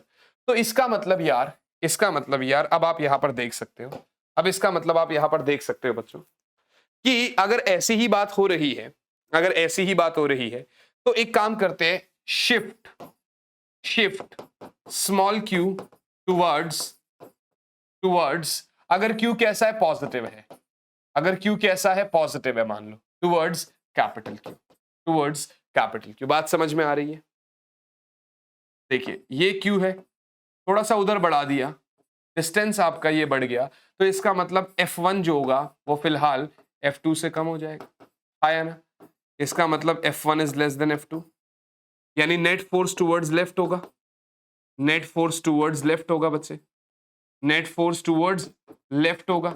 यानी आपने इसको राइट की तरफ को धक्का मारा, आपने इसकी राइट को तरफ, आप इसको राइट की तरफ लेकर जा रहे थे, बट इसके ऊपर नेट फोर्स तो लेफ्ट की तरफ लग रहा है ना, ज्यादा फोर्स तो लेफ्ट की तरफ लग रहा है, तो ये वापस आना चाह रहा है, ये वापस आना चाह रहा है। समझ में आया कि नहीं आया? तो ये स्टेबल इक्विलिब्रियम। आइए एक काम करते हैं, -q वाली बात करते हैं। अगर मान लेते हैं कि ये चार्ज -q है, अब मान लेते हैं चार्ज -q है, अब इसको आप राइट की तरफ धक्का मार दे, ये आपका F1 है, ये आपका F2 है, या ना? राइट की तरफ धक्का मारेंगे, पहले तो F1 F2 के बराबर था जब इक्विलिब्रियम था, अब आप इसको राइट की तरफ धक्का मारेंगे तो F2 इंक्रीज हो जाएगा F1 से, यानी नेट फोर्स भी टुवर्ड्स राइट है, यानी नेट फोर्स भी टुवर्ड्स राइट है, यानी नेट फोर्स भी टुवर्ड्स राइट है। इसका मतलब आपने राइट की तरफ धक्का मारा और चार्ज राइट की तरफ ही जाना चाह रहा है, तो अनस्टेबल इक्विलिब्रियम हो गया ना, तो अनस्टेबल इक्विलिब्रियम हो गया ना। मेरी बात समझिए, फिर से बता रहा हूं एक बात, मेरी बात समझिए, फिर से कुछ बोल रहा हूं। क्या बोल रहा हूं सर? दो चार्जेस रखे हुए हैं, अगर बीच में यहां पर मैं बोलता कि Q चार्ज रखा होता तो F1 F2 के बराबर होता, आपने कहा यस सर F1 F2 के बराबर है, आपने कहा यस सर F1 F2 के बराबर, बात तो सही है। अगर F1 F2 के बराबर है तो ये इक्विलिब्रियम है, पर अपने को नहीं पता भैया कैसा इक्विलिब्रियम है, स्टेबल है अनस्टेबल है, अपने को ये चीज नहीं पता। एक काम करते हैं, इस Q चार्ज को शिफ्ट करते हैं राइट की तरफ, इस Q चार्ज को। अब एक बच्चा कहेगा सर राइट की तरफ ही क्यों शिफ्ट करो, लेफ्ट की तरफ? बेटा लेफ्ट की तरफ भी कर दोगे बात एक ही आएगी। तो आपने राइट की तरफ शिफ्ट किया, तो राइट की तरफ शिफ्ट करने पर ये डिस्टेंस बढ़ गया, ये डिस्टेंस बढ़ गया, डिस्टेंस बढ़ते ही फोर्स कम हो गया, मतलब राइट वाला फोर्स कम हो गया, मतलब F1 कम हो गया F2 से, मतलब F1 F2 से कम हो गया। बात समझ में आ रही है? मतलब F1 F2 से कम हो गया। अब अगर F1 F2 से कम हो गया, अब अगर F1 F2 से कम हो गया तो मतलब ये पीछे की तरफ को आना चाहेगा। आपने इसको राइट में डिस्प्लेस करा, ये वापस अपनी जगह पर आना चाह रहा है। इसका मतलब इस केस में कौन सा इक्विलिब्रियम हो गया? Stable equilibrium. इस केस में कौन सा इक्विलिब्रियम हो गया? Stable equilibrium. माइनस में देखिए, माइनस में देखिए, ये इधर को खींच रहा है, F1 लेफ्ट वाला फोर्स है, F2 राइट वाला फोर्स है, F2 राइट वाला फोर्स है। आपने राइट की तरफ डिस्प्लेस मारा तो F1 वाला फोर्स कम हो गया ना, F1 वाला फोर्स कम हो गया ना, F1 वाला फोर्स, क्योंकि F1 के लिए डिस्टेंस बढ़ गया, बट इसके लिए डिस्टेंस बढ़ गया, कम हो गया, तो इसका मतलब F2 वाला फोर्स बढ़ गया। तो F2 वाला फोर्स बढ़ गया यानी खिंचाव वाला फोर्स भी बढ़ गया, राइट की तरफ भी जा रही हो। आपने इसको राइट की तरफ डिस्प्लेस किया, ये राइट की तरफ और ज्यादा फोर्स इसके ऊपर लगने लग गया, तो मतलब अब इक्विलिब्रियम अनस्टेबल है। अब इक्विलिब्रियम अनस्टेबल है। बात समझ में आ रही है कि नहीं आ रही? क्लियर है जी? क्लियर है जी? कहने का मतलब ये है कि आप इसको एग्जाम्पल से समझ सकते हैं। वो एक टीवी सीरीज था, ठीक है ना, यू करके ऐसे बॉल है, ठीक है ना, ये आपका बॉल है, ठीक है ना, ये बाउल है आपका, और वो कहता है कि ये आपका बॉयफ्रेंड है, ठीक है, ये क्या है? बॉयफ्रेंड है, ठीक है ना। इसको अगर आप गर्लफ्रेंड कुछ भी बोल दे तो ये थोड़ा सा उधर जाएगा, चाहे थोड़ा सा उधर भी जाएगा, बट ये वापस अपनी जगह पर आ जाएगा, ये वापस अपनी जगह पर वापस गर्लफ्रेंड के पास आ जाएगा, ठीक है ना।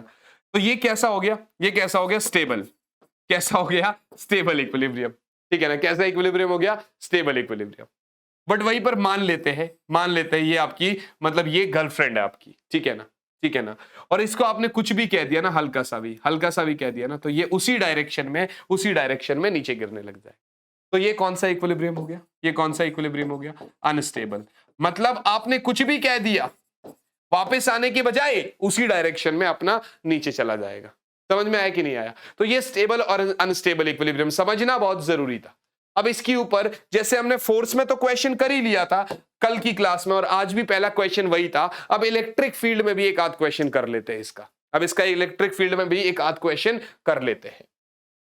तो इलेक्ट्रिक फील्ड की बात आएगी यहां पर, तो इलेक्ट्रिक फील्ड की बात आएगी यहां पर, तो इलेक्ट्रिक फील्ड की बात आएगी यहां पर बच्चा पाड़ी, इलेक्ट्रिक फील्ड की बात आएगी यहां पर। कैसे बात आएगी? आप कॉन्सेप्ट समझिए इलेक्ट्रिक फील्ड के लिए, आप इलेक्ट्रिक फील्ड के लिए कॉन्सेप्ट समझिए यहां पर कैसे बात आएगी इलेक्ट्रिक फील्ड की। ध्यान से देखिएगा। अगर वो कहता है कि सर एक क्यू चार्ज है, जी सर, एक आपका 4Q चार्ज है, एक आपका 4Q चार्ज है, ठीक है। Q4Q की बजाय आज वैल्यूज दे देते हैं, क्योंकि ज्यादा Q4Q हो गया। मान लेते हैं ये 2 माइक्रोकूलम्ब है और ये वही आपका 4 माइक्रोकूलम्ब। अच्छा, कॉन्सेप्ट यहां पर भी सेम लगेगा। वहां पर बीच में चार्ज हुआ करता था, उसके ऊपर नेट फोर्स 0 रखते थे। यहां पर बीच में चार्ज के बजाय एक पॉइंट रखेंगे जिस पॉइंट के ऊपर नेट इलेक्ट्रिक फील्ड 0 होगा। वही बात है बच्चे जो पहले किया था कि Q1 Q2 अगर ग्रेटर देन 0 है तो आपका point in between along the line joining लगेगा, point in between along the line joining होगा, अलोंग द लाइनिंग जॉइनिंग रखा होगा, ठीक है ना। Point in between along the line joining होगा।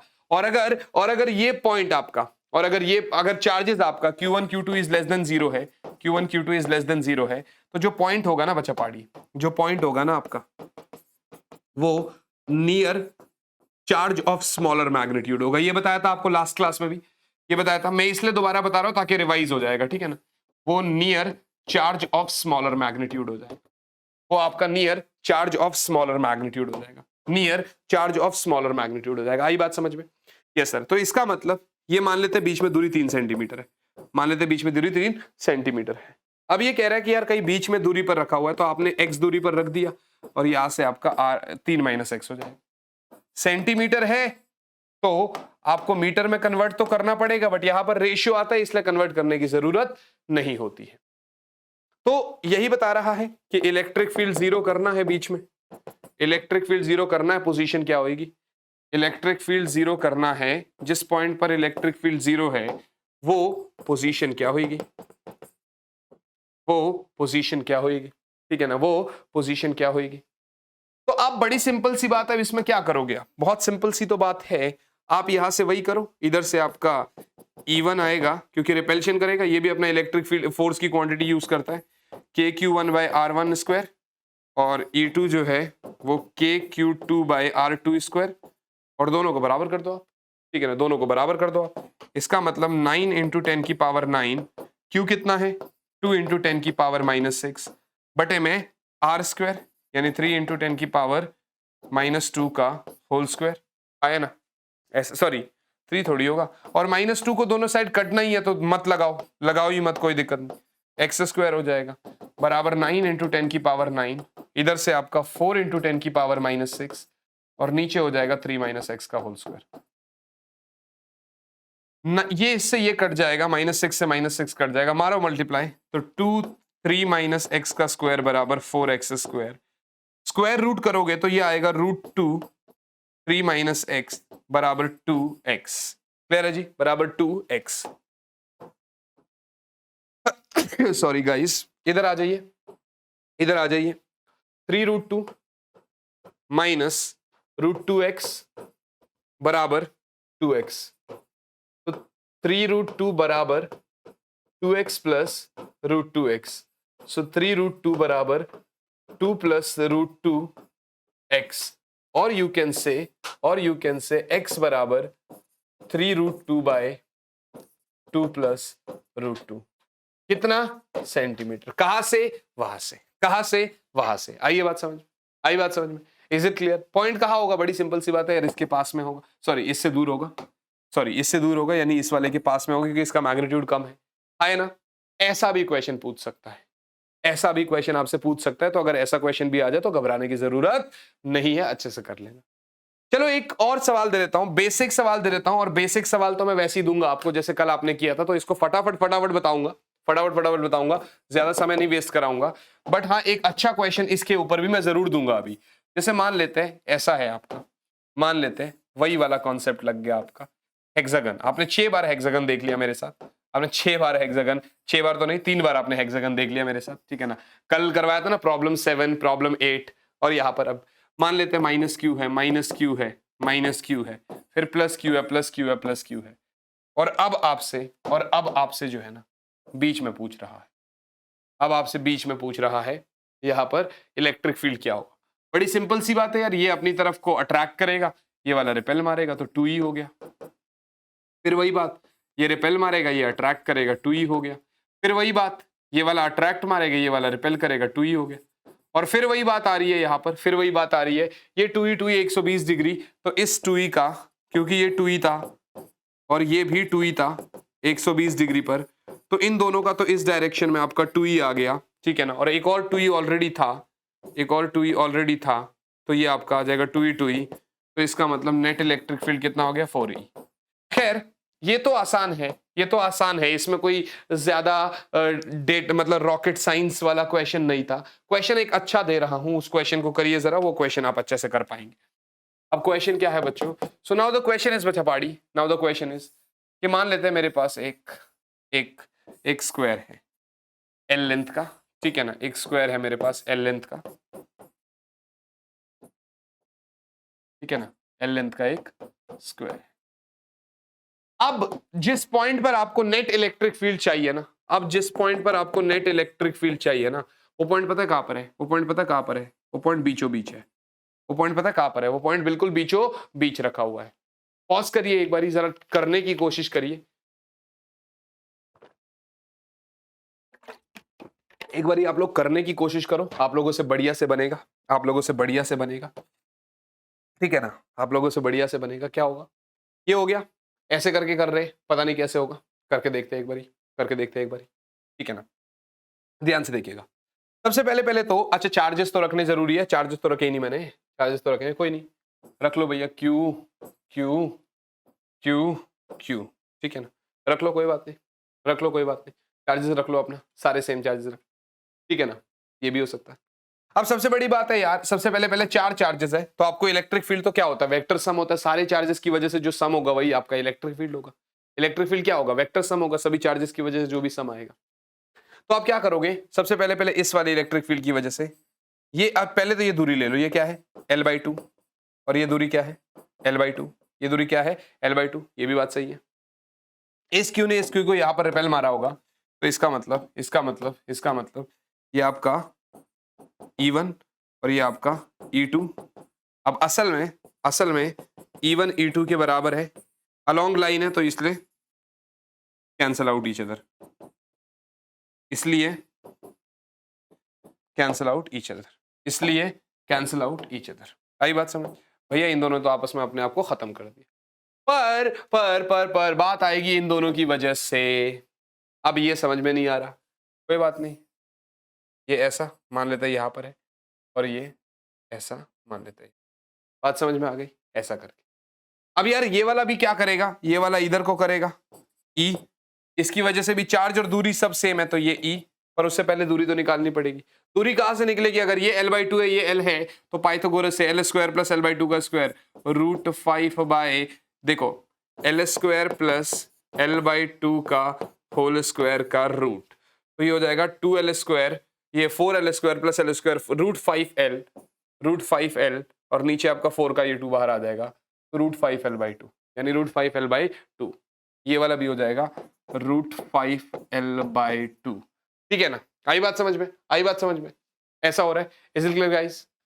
वो वाला चार्ज इधर को रिपेल मारेगा, ये वाला चार्ज इधर को रिपेल मारेगा।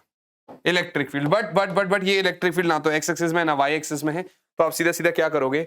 अगर मान लेते ये थीटा, अगर मान लेते ये थीटा और ये भी थीटा, तो अब जरा थोड़ा सा खिचड़ी बन जाएगी फिगर में। तो एक बारी मैं फिर से आपको यहां पर फिगर बना के दिखा दे रहा हूं, ठीक है ना? इस वाले ने इधर को करा होगा, ये वाला इधर को करेगा, ठीक है ना? ये भी ई और ये भी ई, दोनों बराबर है क्योंकि चार्जेस डिस्टेंस सब सेम है। अगर ये थीटा तो ये भी सेम हिसाब से थीटा, ठीक है ना? ये भी सेम हिसाब से थीटा। एक बात बताइए, ये ऐसे लाइन क्रॉस कर रहे हैं, एक लाइन ये है और एक लाइन ये है, तो अगर ये थीटा तो ये इसका वर्टिकली अपोजिट एंगल थीटा और ये भी इसका वर्टिकली अपोजिट एंगल थीटा। इसका मतलब यार सॉरी, एक मिनट, ये थीटा हो गया ना, कोई बात नहीं, ऐसा खींचो एक लाइन, ऐसा खींचो एक लाइन।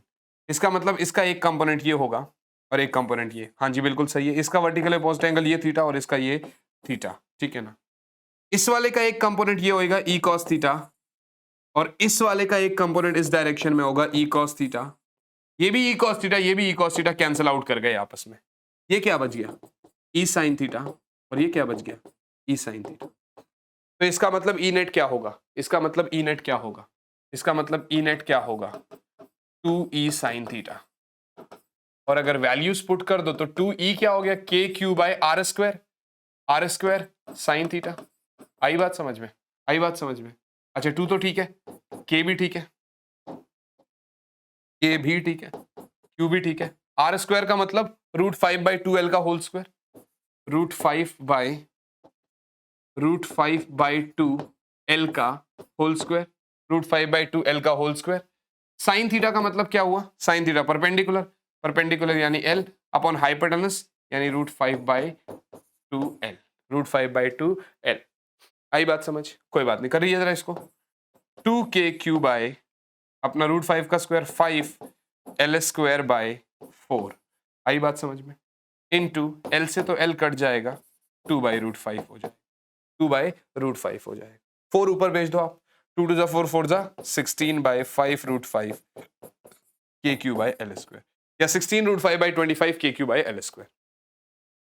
आई बात समझ?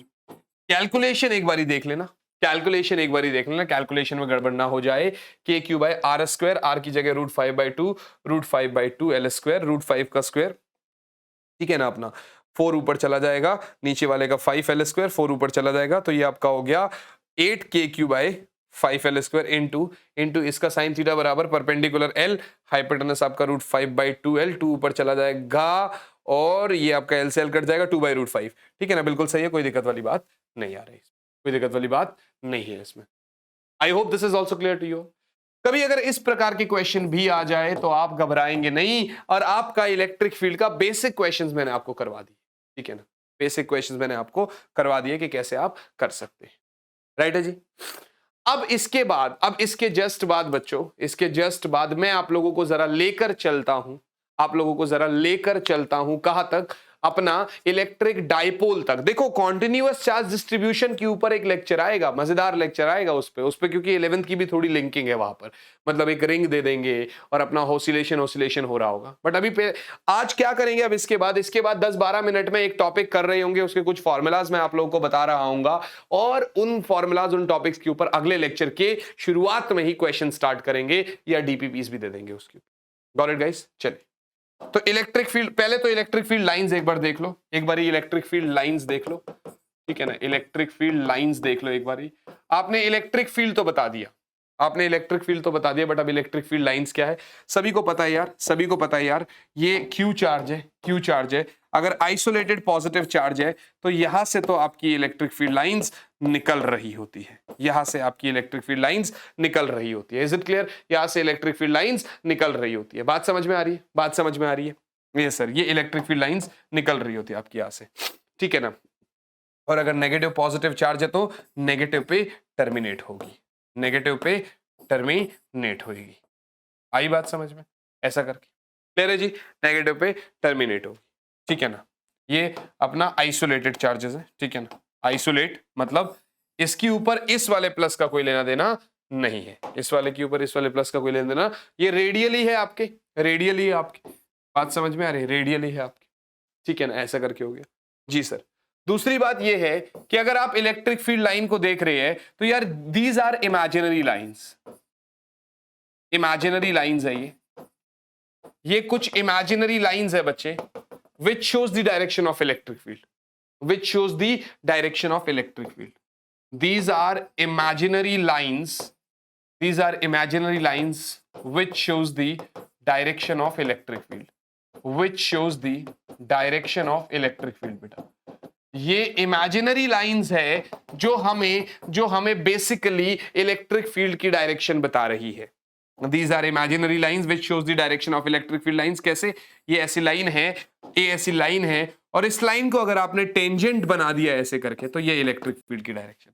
अगर इस लाइन को आपने टेंजेंट ड्रॉ करा दिया तो ये इलेक्ट्रिक फील्ड लाइंस की डायरेक्शन है। ये आपका कॉन्टिन्यूअस कर्व होती है, यानी कि पॉजिटिव से ओरिजिनेट हो रही है तो नेगेटिव पे ही तो टर्मिनेट हो पाएगी ना। बात समझ में आ रही है? नेगेटिव पे ही तो टर्मिनेट हो पाएगी ना। इज इट क्लियर बच्चा पार्टी? क्या मेरी बात समझ में आ गई? यहां पर पॉजिटिव से ओरिजिनेट हो रही है तो नेगेटिव पे ही टर्मिनेट हो पाएगी। Yes sir.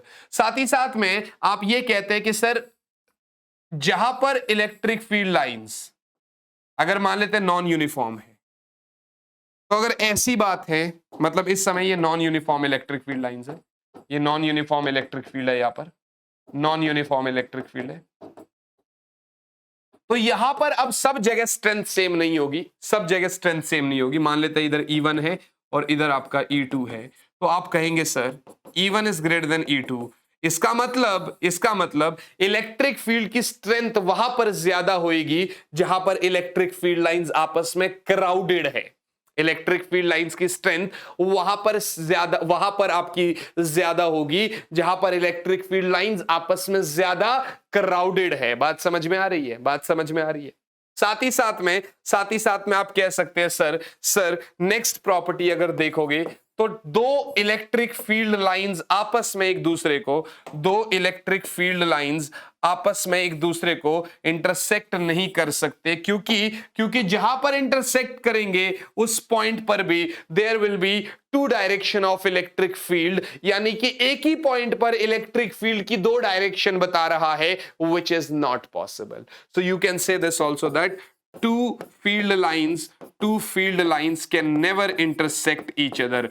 Two field lines can never intersect each other. बात समझ में आ रही है? Never intersect each other because at the point of intersection there will be two direction of electric field which is not possible. एक और बात अगर आप ध्यान से देख पा रहे हैं, ये पॉजिटिव चार्ज है, ये नेगेटिव चार्ज है, यहां से U ऐसे निकलेगा, इस पे टर्मिनेट होगा। बात समझ में आ रही है? ये perpendicular to the surface of conductor होती है, ये perpendicular to the surface of conductor होती है, but electric field is zero inside conductor, electric field is zero inside conductor.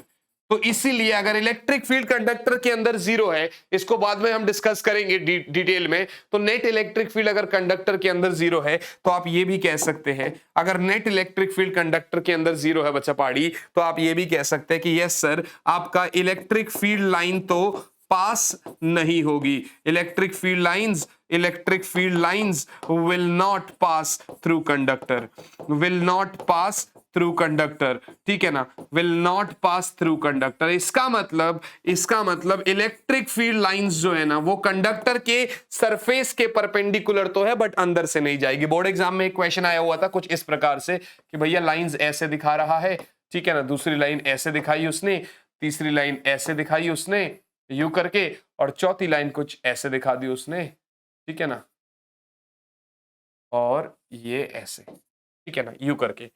अब हमें समझ में आया कौन सी लाइन है भैया, ये परपेंडिकुलर बन रहा है तो आप इसको ले लो। ये फोर्थ लाइन आपकी सही है। पहली लाइन, दूसरी लाइन, तीसरी लाइन ये सही नहीं है ये वाली, क्योंकि पास भी नहीं होगी बट सरफेस के परपेंडिकुलर भी होगी। कब, किसके, अगर ये कंडक्टिंग सरफेस है तो, अगर ये कंडक्टिंग बॉडी है तो। इज इट क्लियर बच्चा पार्टी? बात समझ में आ रही है यहाँ तक आपकी? Yes sir. तो ये यार ये वो कहानी हो गई आपकी, ये यार ये वो कहानी हो गई आपकी। अब इसके जस्ट बाद बच्चों, अब इस कहानी के जस्ट बाद अगर आप ध्यान से देखोगे तो अपने पास आता है हाँ, एक और लास्ट प्रॉपर्टी देख लेना, लास्ट प्रॉपर्टी देख लेना, यानी number of field lines, number of electric field lines is directly proportional to magnitude of charge, is directly proportional to magnitude of charge, is directly proportional to magnitude of charge, is directly proportional to magnitude of charge। बात समझ में आ रही है? Number of field line is directly proportional to magnitude of charge, और ये कहता है कि एक कूलाम से अगर चार्ज फील्ड लाइन पास होगी तो वो 1/ε0 पास होती है, 1/ε0 लाइंस पास होती है एक कूलाम चार्ज से। तभी तो आप बाद में इसको गॉस थ्योरम में पढ़ेंगे कैसे करके फ्लक्स क्या होता है, कितनी फील्ड लाइंस निकलती है, ऐसा करके। राइट बच्चा पार्टी? क्लियर है जी? Yes sir. तो ये जब मैंने पढ़ लिया ना तो मैं अब आपसे ना क्या पूछेगा, ग्राफ। आपको पता है यार ग्राफ में अपने को तकलीफ होती है, ग्राफ में अपने को तकलीफ होती है। तो एक काम करते हैं, एक प्लस क्यू ग्राफ ऐसे दे देगा आपको, ठीक है ना, एक प्लस क्यू ग्राफ ऐसे दे देगा आपको, और एक मतलब एक प्लस क्यू चार्ज दे रहा है, ठीक है ना, एक सेकंड होल्ड करिए, एक सेकंड होल्ड करिए बच्चा पाड़ी, ऐसे करके, ठीक है ना, यू करके आपको दे रहा है और आपको कह रहा है ग्राफ बना दीजिए, आपको कह रहा है ग्राफ बना दीजिए। किसके साथ है ये आपका डिस्टेंस के साथ है ना, ये आपका डिस्टेंस के साथ है, आर के साथ। यहां पर इसने प्लस क्यू चार्ज रख दिया, यहां पर भी इसने प्लस क्यू चार्ज रख दिया, ऐसा प्लस क्यू चार्ज रखेगा। बड़ी सिंपल सी बात है यार बच्चों, क्योंकि आप कह रहे हैं E is inversely proportional to R square, यानी आर बढ़ेगा तो इलेक्ट्रिक फील्ड कम होगी, आर कम होगा तो इलेक्ट्रिक फील्ड बढ़ेगी। तो अगर बहुत पास इसके एक पॉइंट रख दिया जाए, अगर इसके बहुत पास एक पॉइंट रख दिया जाए, बहुत पास यहां पर चाहे यहां पर, तो आप प्लस इंफिनिटी बोलते हैं, प्लस इंफिनिटी बोलते हैं, यहां पर माइनस इंफिनिटी बोल सकते हैं। मतलब इंफिनिटी तो है बट अपोजिट डायरेक्शन में तो माइनस। और अगर आप ध्यान से देखोगे, और अगर आप इसको थोड़ा सा बड़ा बना देता हूं ताकि आपको दिख जाए, प्लस इंफिनिटी, प्लस इंफिनिटी। और अगर आप ध्यान से देखोगे तो दोनों चार्ज के बीच में एक पॉइंट था, तो इसको बोलते हैं न्यूट्रल पॉइंट। इसको क्या बोलते हैं? न्यूट्रल पॉइंट के लिए अपन लोग ग्राफ बना रहे हैं। न्यूट्रल पॉइंट, वहां पर इलेक्ट्रिक फील्ड जीरो है, और जहां इलेक्ट्रिक फील्ड जीरो होगा बस सिर्फ उसी केस में, बस सिर्फ उसी केस में आप ये समझ लो ग्राफ को टच करेगा, मतलब ये लाइन को इंटरसेक्ट करेगा, अदरवाइज नहीं करेगा। तो कहने का मतलब इसके पता क्या है, ये कह रहा है कि सर इस वाले के लिए भी सिमिलर कर लो, इस वाले के लिए भी, यहां पर माइनस इनफाइनाइट, यहां पर प्लस इनफाइनाइट है ना, यहां पर ऐसे करके हो रहा। इज इट क्लियर बच्चा पार्टी? तो इधर से पहले तो क्या होगा, प्लस इनफाइनाइट से शुरू होगा, है ना, यहां पर टच कर रहा होगा। इज इट क्लियर बच्चा पार्टी? यहां पर टच कर रहा होगा। बट अब यहां पर क्या है, माइनस इनफाइनाइट है, तो माइनस इनफाइनाइट से शुरू होकर ऐसे करके यू जा रहा होगा। बात समझ में आ गई? बात समझ में आ गई? तो ये ऐसा कर्व हो गया आपका, ऐसा कर्व हो गया, ये आपका प्लस इनफाइनाइट, प्लस इनफाइनाइट। मैंने स्लोप में पढ़ाया था, बेसिक मैथ्स में पढ़ाया था, ग्राफ वहां पर सिखाए थे, वहां पर आपको थोड़ा सा नॉलेज देने की जरूरत होती है। ये सारे ये सारे क्वेश्चंस में काफी अच्छे लेवल के क्वेश्चंस फंसे हुए हैं इसमें, समझ में आया कि नहीं आया? सीधा सीधा ग्राफिकल क्वेश्चन यू की यू उठा के पूछ ले जाएंगे और आप कहोगे सर पता नहीं क्या हो गया, ठीक है ना। तो ये आप इवन इसको ना यू ऐसा उठा लोगे तो ज्यादा बेस्ट। अब तो समझ में आएगी ना आपको, ऐसा करके ले लेते हैं, यू ऐसा और यू ऐसा, ठीक है ना, एक ही पॉइंट पर मीट कर रहा है, एक ही पॉइंट पर मीट कर रहा है। तो बात समझ में आ रही, बात समझ में आ रही। अब अगर आप देखोगे तो यहां पर आपने कहा प्लस इनफाइनाइट, यहां पर आपने कहा प्लस इनफाइनाइट, तो इसका मतलब प्लस इनफाइनाइट से आएगा, हाँ, यहां पर किसी पॉइंट पर तो नहीं मीट करेगा, बट वो कह रहा है बहुत लार्ज डिस्टेंस पर आप जीरो मान सकते हैं, बहुत लार्ज डिस्टेंस पर आप जीरो मान सकते हैं। तो भैया अपना ग्राफ यूएस है, उसके साथ मतलब उसके साथ साथ साथ साथ चलता जाएगा। और अगर यहां पर देखेंगे माइनस इनफाइनाइट, तो माइनस इनफाइनाइट ये है, तो ये यहां से शुरू होते होते आपका जीरो के आसपास जा रहा है। Is it clear guys? ये है आपका इलेक्ट्रिक फील्ड का आर के साथ कर्व। ये है आपका इलेक्ट्रिक फील्ड का आर के साथ कर्व, यानी कि ये आपका इलेक्ट्रिक फील्ड का आर के साथ कर्व, ये आपका इलेक्ट्रिक फील्ड का आर के साथ कर्व। बात समझ में आ रही है? बात समझ में आ रही है? इस तरीके के ग्राफ आपसे अगर पूछ लिया जाए तो आप अच्छे से कर लेना। अब आपके लिए होमवर्क क्वेश्चन आप लिख सकते हो, होमवर्क लिख सकते हो कि भाई आप अगले पेज पर लिख लेता हूं होमवर्क, अगले पेज पर लिख लेता हूं होमवर्क। आप होमवर्क क्वेश्चन लिख लीजिए अपने लिए कि यहां पर एक माइनस क्यू चार्ज ले लीजिए, एक और माइनस क्यू चार्ज ले लीजिए, और अब आप ई और आर का कर्व बनाइए। अब आप कर्व बनाइए, होमवर्क में ट्राई करिए, होगा होगा होगा कैसे नहीं, ट्राई तो करिए, एक बार ट्राई करोगे तो सब बढ़िया होता है। राइट बच्चा पाड़ी?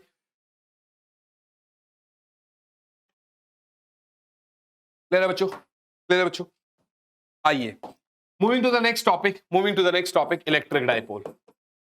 Moving to the next topic, next and last topic. हाँ, इसके ऊपर मैं क्वेश्चंस नहीं कराऊंगा, ये सिर्फ मैं आपको ओवरव्यू दे रहा हूं इलेक्ट्रिक डाइपोल का। आज बता रहा हूं, घर से रिवाइज करके आ जाओगे तो अगले लेक्चर में इसके ऊपर क्वेश्चन स्टार्ट कर देंगे। क्योंकि यार अब इसके बाद ना मेरे को लगता नहीं कि मतलब बहुत ज्यादा, देखो कायदे से इसके ऊपर भी क्वेश्चन बन जाते अगर पूरे 2 घंटे का लेक्चर देता, बट आपको पता है रात के 3:30 बज रहे, इधर देख लो, इधर देख लो, रात के 3:30 बज रहे, ठीक है ना। अब जाके सोऊंगा, फास्ट भी चल रहे हैं, आप ही लोग के लिए तो करा जा रहा है ना।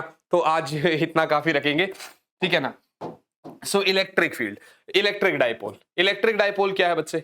आप सभी को पता है कि ये सिस्टम है of two equal and opposite charges, system of two equal and opposite charges, system of two equal and opposite charges separated by some distance, separated by some distance. Right बच्चा पाड़ी? Separated by some distance, separated by some distance, और distance को 2l मान के चल रहे, ठीक है ना।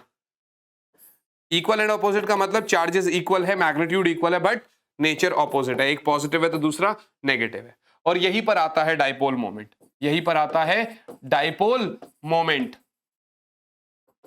क्या होता है dipole moment? P. Dipole moment क्या होता है? डाइपोल मोमेंट कहता है भैया चार्ज का मैग्नीट्यूड और 2l से मल्टीप्लाई कर दो, चार्ज का मैग्नीट्यूड और उसके बीच की जो दूरी है उससे मल्टीप्लाई कर दो, दैट इज डाइपोल मोमेंट।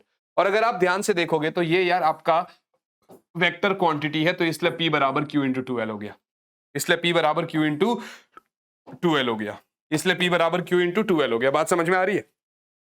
इसलिए P is equals to Q into 2l हो गया। I hope this is clear to you all. So dipole moment is Q into 2l, P बराबर Q into 2l। Is it clear बच्चों? Is it clear बच्चा पाड़ी? ठीक है ना, आई बात समझ में? तो डाइपोल मोमेंट बराबर Q इंटू 2l। हाँ सर, ये भी बात सही है बिल्कुल। हाँ सर, आपकी बात ये बिल्कुल सही है, डाइपोल मोमेंट बराबर Q इंटू 2l। इसकी डायरेक्शन क्या होगी फिर? इसकी डायरेक्शन क्या होगी फिर? हमेशा नेगेटिव टू पॉजिटिव, हमेशा negative to positive. Direction is always from negative to positive, always from negative to positive, always from negative to positive. आई बात समझ? Always from negative to positive. अब हमें इलेक्ट्रिक डाइपोल की वजह से अलग अलग पॉइंट पर इलेक्ट्रिक फील्ड बतानी है, अलग अलग पॉइंट पर इलेक्ट्रिक डाइपोल की वजह से इलेक्ट्रिक फील्ड बतानी है। तो पहले तो आपको एक बात बता दूं, पहला ही जो क्वेश्चन पूछेगा आपसे, पहला ही जो क्वेश्चन पूछेगा कि sir electric field at centre of dipole, at centre of dipole is, क्या होगी?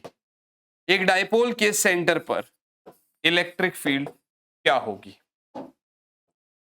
तो आपको पता है बहुत सारे बच्चे ना देखते, अच्छा सेंटर है, जीरो कर दो, बेटा डाइपोल है, प्लस क्यू माइनस क्यू, ये वाला रिपेल मारेगा E1, ये वाला अट्रैक्ट मारेगा E1, E1 बोलो E बोलो, सेम ही तो है, दिक्कत क्या है? सेम ही तो है, दिक्कत क्या है? तो E, ये भी E, ये भी E। बात समझ में आ गई? ओहो, E का हो गया, E का हो गया, ठीक है ना। E, तो इसका मतलब double the magnitude of electric field due to a single charge.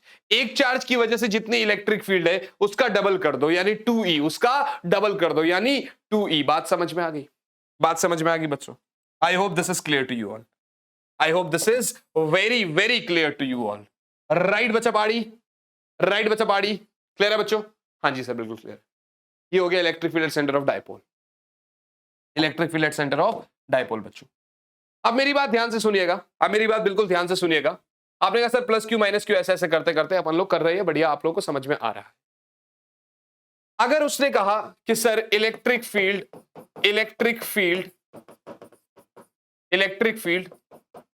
Eight a point due to an electric dipole, एक इलेक्ट्रिक डायपोल की वजह से, एक पॉइंट पर इलेक्ट्रिक फील्ड बतानी है, एक इलेक्ट्रिक डायपोल की वजह से एक पॉइंट पर इलेक्ट्रिक फील्ड बतानी है। अब वो अगर एक्सियल पॉइंट हुआ, तो आप क्या करेंगे? वो अगर मान लेते हैं एक्सियल पॉइंट हुआ तो क्या करेंगे? तो सर ये आपका माइनस क्यू है, ये आपका प्लस क्यू है, ये सेंटर होता है। याद रखना कॉन्सेप्ट को, जब डेरिवेशन भी कराते हैं तो हमेशा उस पी पॉइंट की दूरी सेंटर से आर मानते हैं, सेंटर से आर मानते हैं। तो यहां जो इलेक्ट्रिक फील्ड आता है ना आपका, यहां जो आपका इलेक्ट्रिक फील्ड आता है ना ई एक्सियल, यहां जो आपका इलेक्ट्रिक फील्ड आता है ना ई एक्सियल, वो आता है के इवन 2kp by are square minus L square का स्क्वायर होता है, ठीक है ना? और यहां पर आर होता है 2kpr। फिर से लिख देता हूं फॉर्मूला फिर से लिख देता हूं, 2kpr by are square minus L square का whole square, 2kpr by are square minus L square का होल स्क्वायर। बात समझ में आ रही है? 2kpr by are square minus L square का whole square. I hope this is clear to you all. I hope this is very very clear to you all बच्चा बाड़ी। आई होप ये समझ में आ रहा होगा आपको। अब वो कह देगा sir for a very very short dipole, अच्छा इसका अप्रोच समझिए। अप्रोच क्या बोलता है? अप्रोच ये बोल रहा है कि यार इस वाले की वजह से तो E1 इधर होगा और ये पास में है तो बड़ा वैसे ज्यादा ही होगा, और इस वाले की वजह से इधर साइड में E2 होगा। दूरी देख लो आप, ये वाली दूरी is like R minus L और ये वाली दूरी is like R plus L, ठीक है ना? बाद में आप करोगे तो E1 KQ by R minus l का होल स्क्वायर कर लीजिए आप। E1 is like KQ by R minus l का होल स्क्वायर और E2 is like KQ by R plus l का whole square, KQ by R plus l का whole square. आई बात समझ में? So E2 is like KQ by R plus l का whole square. Is it clear बच्चा पाड़ी? Yes sir. तो ये आपका हो गया 2kpr by are square minus L square का whole square. So for a very very short dipole L जो होता है वो आपका काफी ज्यादा छोटा होगा R से, तो इसका स्क्वायर तो और ज्यादा छोटा हो जाएगा अगर ऐसा ही है तो इसका मतलब L स्क्वायर को आप नेग्लिजिबल मान लीजिए, L स्क्वायर को आप नेग्लिजिबल मान लीजिए। अब L स्क्वायर हट जाएगा तो ये R की पावर 4 हो जाएगा। तो अब E एक्सियल जो हो जाएगा it is going to be 2kp by R cube, क्योंकि एक R से R की पावर 4 से एक R ऊपर वाला और एक R नीचे वाला कट गया तो ये बच गया 2kp बाय R क्यूब। ये बच गया आपका 2kp by R cube. I hope this is clear to you all. मेरे हिसाब से ये चीज आपको समझ में आ रही होगी। राइट बच्चा पाड़ी? ठीक है ना? अब वो आपसे पूछ लेगा सर इलेक्ट्रिक फील्ड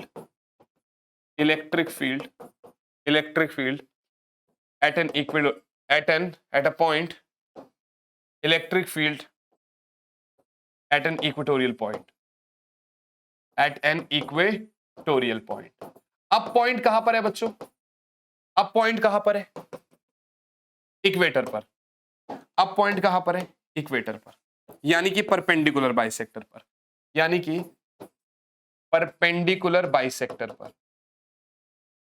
ये सिंबल परपेंडिकुलर का होता है, यानी कि परपेंडिकुलर बाइसेक्टर पर। बात समझ में आ रही? यानी कि परपेंडिकुलर बाइसेक्टर। तो इसका मतलब बचपाड़ी, ये माइनस क्यू है, ठीक है ना? ये माइनस क्यू है और ये प्लस क्यू है और ये ओ है यहां पर इस पी पॉइंट। Perpendicular bisector. आपको पता है कि सर ये L है, this is going to be R हमेशा के लिए, जब भी सेंटर से वो पॉइंट, ये आपका R square plus L square का रूट होगा। इस माइनस क्यू की वजह से इधर को E1 होगा और इस प्लस क्यू की वजह से इधर को E2 होगा। और आपको फिर से पता है कि E1 के ये कंपोनेंट टूटेंगे, ठीक है ना, E1 के ये कंपोनेंट टूटेंगे, ये theta, so this is E1 cos theta, और इसका भी टूटेगा तो E2 cos थीटा। कायदे से E1 E2 बराबर है, इसका एक कंपोनेंट नीचे टूटेगा E1 sin थीटा, और इस वाले का एक कंपोनेंट ऊपर E2 sin थीटा, ठीक है ना। तो E नेट क्या होगा, 2E cos theta, 2E cos theta, because E1 बराबर E2 है, बिकॉज E1 बराबर E2 है। I hope this is clear, I hope this is clear. So E net is 2E cos theta. आई बात समझ, E net क्या हुआ, 2E cos theta हो गया। Yes sir. तो इलेक्ट्रिक फील्ड इक्वेटोरियल पॉइंट यानी परपेंडिकुलर बाइसेक्टर पर। अब इलेक्ट्रिक फील्ड क्या होगी, अब इलेक्ट्रिक फील्ड क्या होगी, अब इलेक्ट्रिक फील्ड क्या होगी, KP by are square plus L square की power 3/2, KP by are square plus L square की पावर 3/2। अगेन अगेन अगेन अगर आप ध्यान से देखोगे तो for a very very short dipole वाला कॉन्सेप्ट आ जाएगा, for a very very short dipole वाला कॉन्सेप्ट आ जाएगा, for a very very short dipole वाला कॉन्सेप्ट आ जाएगा, for a very very short dipole वाला कॉन्सेप्ट आ जाएगा। And you will say E equatorial for a very very short dipole is going to be आपका KP by is going to be आपका KP by आपका R cube, क्योंकि L square तो negligible हो गया, एल स्क्वायर तो negligible हो गया। आपको एक चीज और दिखाई दे रही होगी, एक्चुअल में 2KP बाय R क्यूब है और इक्वेटोरियल में KP बाय R क्यूब है, तो इसका मतलब एक ही है बच्चा पहाड़ी, इसका मतलब एक ही है बच्चा पहाड़ी कि E at actual point is twice of E at equatorial point. बात समझ में आ गई। तो कभी अगर E actual upon E equatorial भी पूछा जाए तो रेशियो उनका 2 होगा, रेशियो उनका 2 होगा। क्लियर है बच्चों,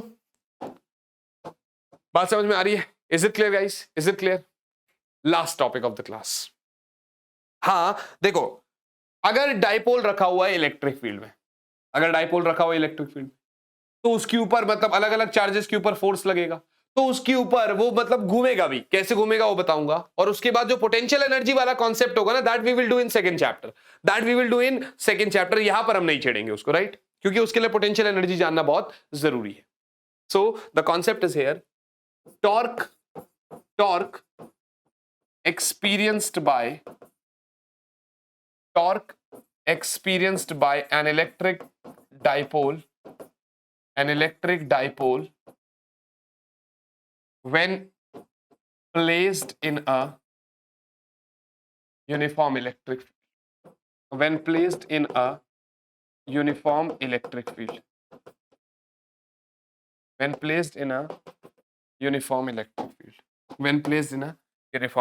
आ रही है बात समझ में? तो अब क्या करोगे आप, भैया इलेक्ट्रिक फील्ड ले लो। यस सर ले लेते हैं।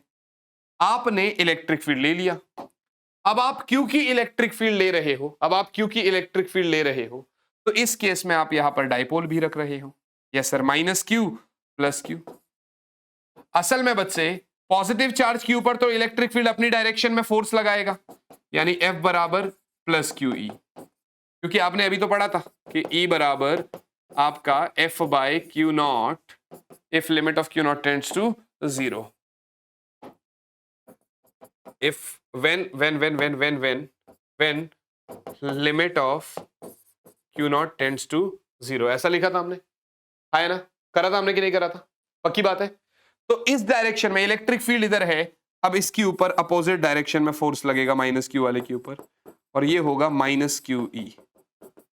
तो एफ नेट क्या हो गया यहां पर, यानी F1 बोलो F2 बोलो, एफ नेट हो गया F1 vector plus F2 vector, दोनों आपस में एक दूसरे के बराबर है, 0 हो गया। यानी नेट फोर्स कितना हो गया, जीरो हो गया, नेट फोर्स कितना हो गया, जीरो हो गया। बट ये जो फोर्स है ना, ये कपल बना रहा है ना एक हिसाब से, देखो डाइपोल है, बीच में दूरी 2l आ गई, आपने बोल ही दिया। ये कुछ ऐसी वाली बात नहीं होगी वो सीसो वाली, एक बच्चा झूले पे बैठा हुआ है, सामने वाला ऐसा यू करके सामने है, फिर दूसरा ऊपर बैठा हुआ है, वो ऊपर है तो ये नीचे से ऊपर होता है, वो नीचे हो जाता है, कपल कपल, राइट, टॉर्क वाला कॉन्सेप्ट। लाइक ये वाला हो गया ना, ऐसे करके एक फोर्स इधर लग रहा है, एक फोर्स इधर लग रहा है, ठीक है ना। तो ये आपका F1 है और ये आपका F2 है, ठीक है ना। टॉर्क लग रहा है यहां पर, और आपको मैं बता दूं टॉर्क होता क्या है, टॉर्क होता क्या है, टॉर्क होता है बेटा force into perpendicular distance. Torque होता है बच्चा पाड़ी force into perpendicular distance. Perpendicular distance कहां पर, between the axis of rotation and line of action of force, है ना। तो एक हिसाब से यार देखो, दोनों फोर्सेस के बीच में यहां पर कर दो, इधर से परपेंडिकुलर खींच दो इसके ऊपर, यानी ये वाला, यानी डी, ये कुछ थीटा है, ये कुछ थीटा है, तो दिस इज योर थीटा।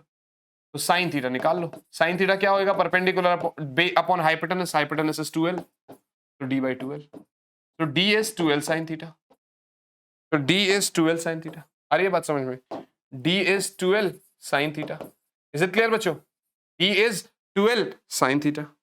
इसका मतलब टॉर्क जो हुआ वो हो गया आपका QE और परपेंडिकुलर यानी 2l sin थीटा। तो आपका Q इंटू 2l क्या हो गया, P हो गया, dipole moment. Q into 2l क्या हो गया, P हो गया, dipole moment. So torque is PE sin theta, torque is PE sin theta. ये AB sin थीटा है, सो यू कैन से A cross B, that simply means torque बराबर P cross E, P cross E, because AB sin theta is A cross B, AB sin theta is A cross B, AB sin theta is A cross B। Got it guys, बात समझ में आ गई, बात समझ में आ गई, यस सर। तो इसका एक सिंपल सा मीनिंग ये है बच्चे कि आपने टॉर्क कर दिया, बट यहां पर केसेस आ जाएंगे, केस 1 और केस 2। या तो टॉर्क आपका मैक्सिमम होगा, या तो टॉर्क आपका मिनिमम होगा, या तो टॉर्क आपका मिनिमम होगा, या तो टॉर्क आपका मैक्सिमम होगा, या तो टॉर्क आपका मिनिमम होगा। अब टॉर्क मैक्सिमम कब है और टॉर्क मिनिमम कब है, ये चीज देखनी है। टॉर्क मैक्सिमम बच्चा पाड़ी जब आपका साइन थीटा मैक्सिमम होगा, और साइन थीटा मैक्सिमम तभी होता है यानी जब 1 हो। तो साइन थीटा 1 तभी होता है जब आपका थीटा 90 डिग्री हो, जब आपका थीटा 90 डिग्री हो। तो थीटा 90 डिग्री होगा तो टॉर्क क्या हो जाएगा, PE sine 90, sine 90 is 1 only, तो इसका मतलब टॉर्क हो गया PE। यानी मैक्सिमम टॉर्क कितना लग रहा है, मैक्सिमम टॉर्क कितना लग रहा है, PE, मैक्सिमम टॉर्क PE। अब मिनिमम टॉर्क क्या होगा, 0 हो सकता है, और तो क्या ही होगा, मिनिमम टॉर्क 0। 0 कब होगा, जब थीटा आपका 0 डिग्री हो या 180 डिग्री हो, या 180 डिग्री हो, है ना। यानी कि चाहे डाइपोल आपका पैरेलल रखा हो इलेक्ट्रिक फील्ड के या एंटी पैरेलल रखा हो, उस केस में आपका ये घूमेगा तो नहीं, उस केस में आपका इसके ऊपर मिनिमम टॉर्क लगेगा। मेरी बात समझ में आ रही, मेरी बात समझ में आ रही। अब यार ये तो हो गया, ये तो हो गया। अब इसके ऊपर जो है ना, इसके ऊपर जो है ना क्वेश्चंस तो we will be doing in next lecture, questions तो हम नेक्स्ट लेक्चर में करेंगे। नेक्स्ट लेक्चर का क्या प्लान रहेगा, नेक्स्ट लेक्चर का क्या प्लान रहेगा, वो इसके ऊपर क्वेश्चंस आगे आपको मतलब नेक्स्ट लेक्चर अभी कब होगा हमारा, आज संडे हो गया ना, तो मैंने आपसे जो प्रॉमिस किया था वो कंप्लीट कर दिया, यानी फ्राइडे भी लेक्चर दे दिया, सैटरडे भी लेक्चर दे दिया और संडे भी लेक्चर दे दिया। थर्सडे का लेक्चर फ्राइडे में दे दिया, सैटरडे संडे दे दिया। अब नेक्स्ट लेक्चर आपका ट्यूसडे आना है, ट्यूसडे में काइनेमैटिक्स होगा, थर्सडे में फिर काइनेमैटिक्स होगा। आपकी जो बारी आएगी वो सैटरडे संडे आएगी। अब सैटरडे संडे में इसके बाकी 2 लेक्चर्स आ रहे होंगे, बट मैंने कहा था फ्रीक्वेंसी इंक्रीज करेंगे, तो अगले संडे से फ्रीक्वेंसी भी इंक्रीज करेंगे, और सैटरडे संडे में जो 2 लेक्चर्स आएंगे वो पूरे 2 घंटे के होंगे, ये कंफर्म है, राइट बच्चा पार्टी। वैसे ये लेक्चर भी 2 घंटे का हो गया, इसमें भी कोई कमी नहीं आ रही, 5-10 मिनट की ही एक हिसाब से मेरे को लगता है, क्योंकि रिकॉर्डिंग्स जो हो गई है लगभग 1 घंटा 40 मिनट के आसपास हो गई है, तो ठीक है, मतलब इतना कोई वो नहीं है। इसके नेक्स्ट लेक्चर में अपन लोग क्वेश्चन करेंगे। आप लोगों को बहुत अच्छे से रिवाइज करना है, यहाँ तक आप लोगों को बहुत अच्छे से ये रिवाइज करना है, राइट बच्चा पार्टी। तो अब एक काम करते हैं, एक आप लोगों के लिए होमवर्क क्वेश्चन भी रेडी करते हैं, एक आप लोगों के लिए होमवर्क क्वेश्चन भी रेडी करते हैं, एक आप लोगों के लिए होमवर्क क्वेश्चन भी रेडी करते हैं बच्चों। कैसे कैसे रेडी करें, कुछ इस प्रकार से रेडी करते हैं बच्चों होमवर्क क्वेश्चन, कुछ इस प्रकार से रेडी करते हैं आपके लिए होमवर्क क्वेश्चन कि आपका आपका एक चार्ज रखा हुआ है Q, ठीक है ना, और ये रखा हुआ है आपका 0 0 0 पर, ठीक है, और ये है 2 2 1 पर। वेक्टर वाली कहानी हो गई, यहां पर भी आपका एक सेम Q चार्ज रखा हुआ है, ठीक है, सेम Q चार्ज रखा हुआ है इक्वल दूरी पर। आप एक काम करिए, ये माइनस रख देते हैं, ये प्लस रख देते हैं, ठीक है ना। चलो प्लस माइनस मत रखो, ऐसा ही रखो कि आपका, ठीक है, ऐसा ही रख देते है ना, नहीं माइनस रख दे, ठीक है, माइनस रख दो, कोई बात नहीं, माइनस रख दो, ये प्लस Q और ये माइनस Q है, ठीक है ना। अब वो आपसे पूछेगा यार, इसको A मान के चलते, इसको B मान के चलते, वो आपसे पूछ रहा है force on A due to B क्या होगा and force on B due to A क्या होगा। बड़ी सिंपल सी बात है, I cap J cap K cap, I cap J cap K cap. Hint तो दे दिया मैंने, vector form of Coulomb's law use करना है, तो ये कूलम्ब्स लॉ का सवाल है।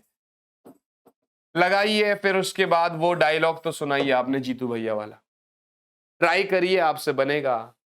हिंट आपका सबसे बड़ा यही है कि क्वेश्चन दे रखा है, और फिर अगर नहीं भी बना तो वही है, वो कहते तो है कि भाई गाते फिरते चलते खाते सोते या फिर कभी वॉशरूम में जाकर सवाल का जवाब चमकेगा तो आपसे निकलेगा इसका आंसर, राइट बच्चा बाड़ी। सो यार ये यही तक हमारी आज की क्लास की एंडिंग थी। फिर से आपको एक बारी बता दूं, कुछ बच्चे अगर जस्ट अभी आए हैं या जिन्होंने मुझे नहीं देखा है, सो गाइज आप मुझे अनअकैडमी के प्लेटफॉर्म पर फॉलो भी कर सकते हैं। So my name is Vinod Kumar Bahl and I am your physics educator, CEO at AVJMS Educare private limited. ये मेरे क्रेडेंशियल्स है बच्चा पार्टी। अगर आपने अभी तक प्लस नहीं ले रखा है तो आप इंतजार मत करिए किसी और का, यहां पर इंडिया के टॉप एडुकेटर्स आपको पढ़ा रहे होंगे। I am also one of the top educator at this platform. यहां पर रेगुलर डाउट क्लियरिंग सेशन है, बहुत सारे बैचेस है, बहुत सारे अलग अलग तरीके के कोर्सेज है, आप ये ले सकते हैं। आपको बस सिर्फ कोड लगाने की देरी है, वीके आर्मी कोड लगते ही आपका 10% ऑफ मिल जाएगा। By VK sir for VK army, iconic subscription है यहाँ पर ये। और हर संडे को 11th का कॉम्बैट, और हर अपना ये Saturday Sunday Monday Tuesday 12th का इमर्ज। साथ ही साथ मैं एक चीज और बता दूं बच्चों, जैसे मैंने आपको बताया था कि यार कल से मैं यहां पर बता देता हूं, कल से 11 अक्टूबर से आपके 12th के लिए कुछ इस तरीके से सीरीज चालू हो रही है इसी चैनल पर शाम को आपके लिए कुछ लेक्चर्स आ रहे होंगे, फिर स्पेशल क्लासेस, उसका मैं अभी रिवील नहीं कर रहा हूं। शाम को एक वीडियो डलेगा, उसको जरूर आप देखिएगा। मिलते हैं बच्चा पार्टी सीधा जरा एक बारी वो पुरानी वाली स्लाइड जरा मैं लगा दूं इसमें, ठीक है ना, पुरानी वाली स्लाइड लगा दूं मैं इसमें, हाँ, अपनी फोटो के साथ खत्म करेंगे सेशन को, ठीक है ना।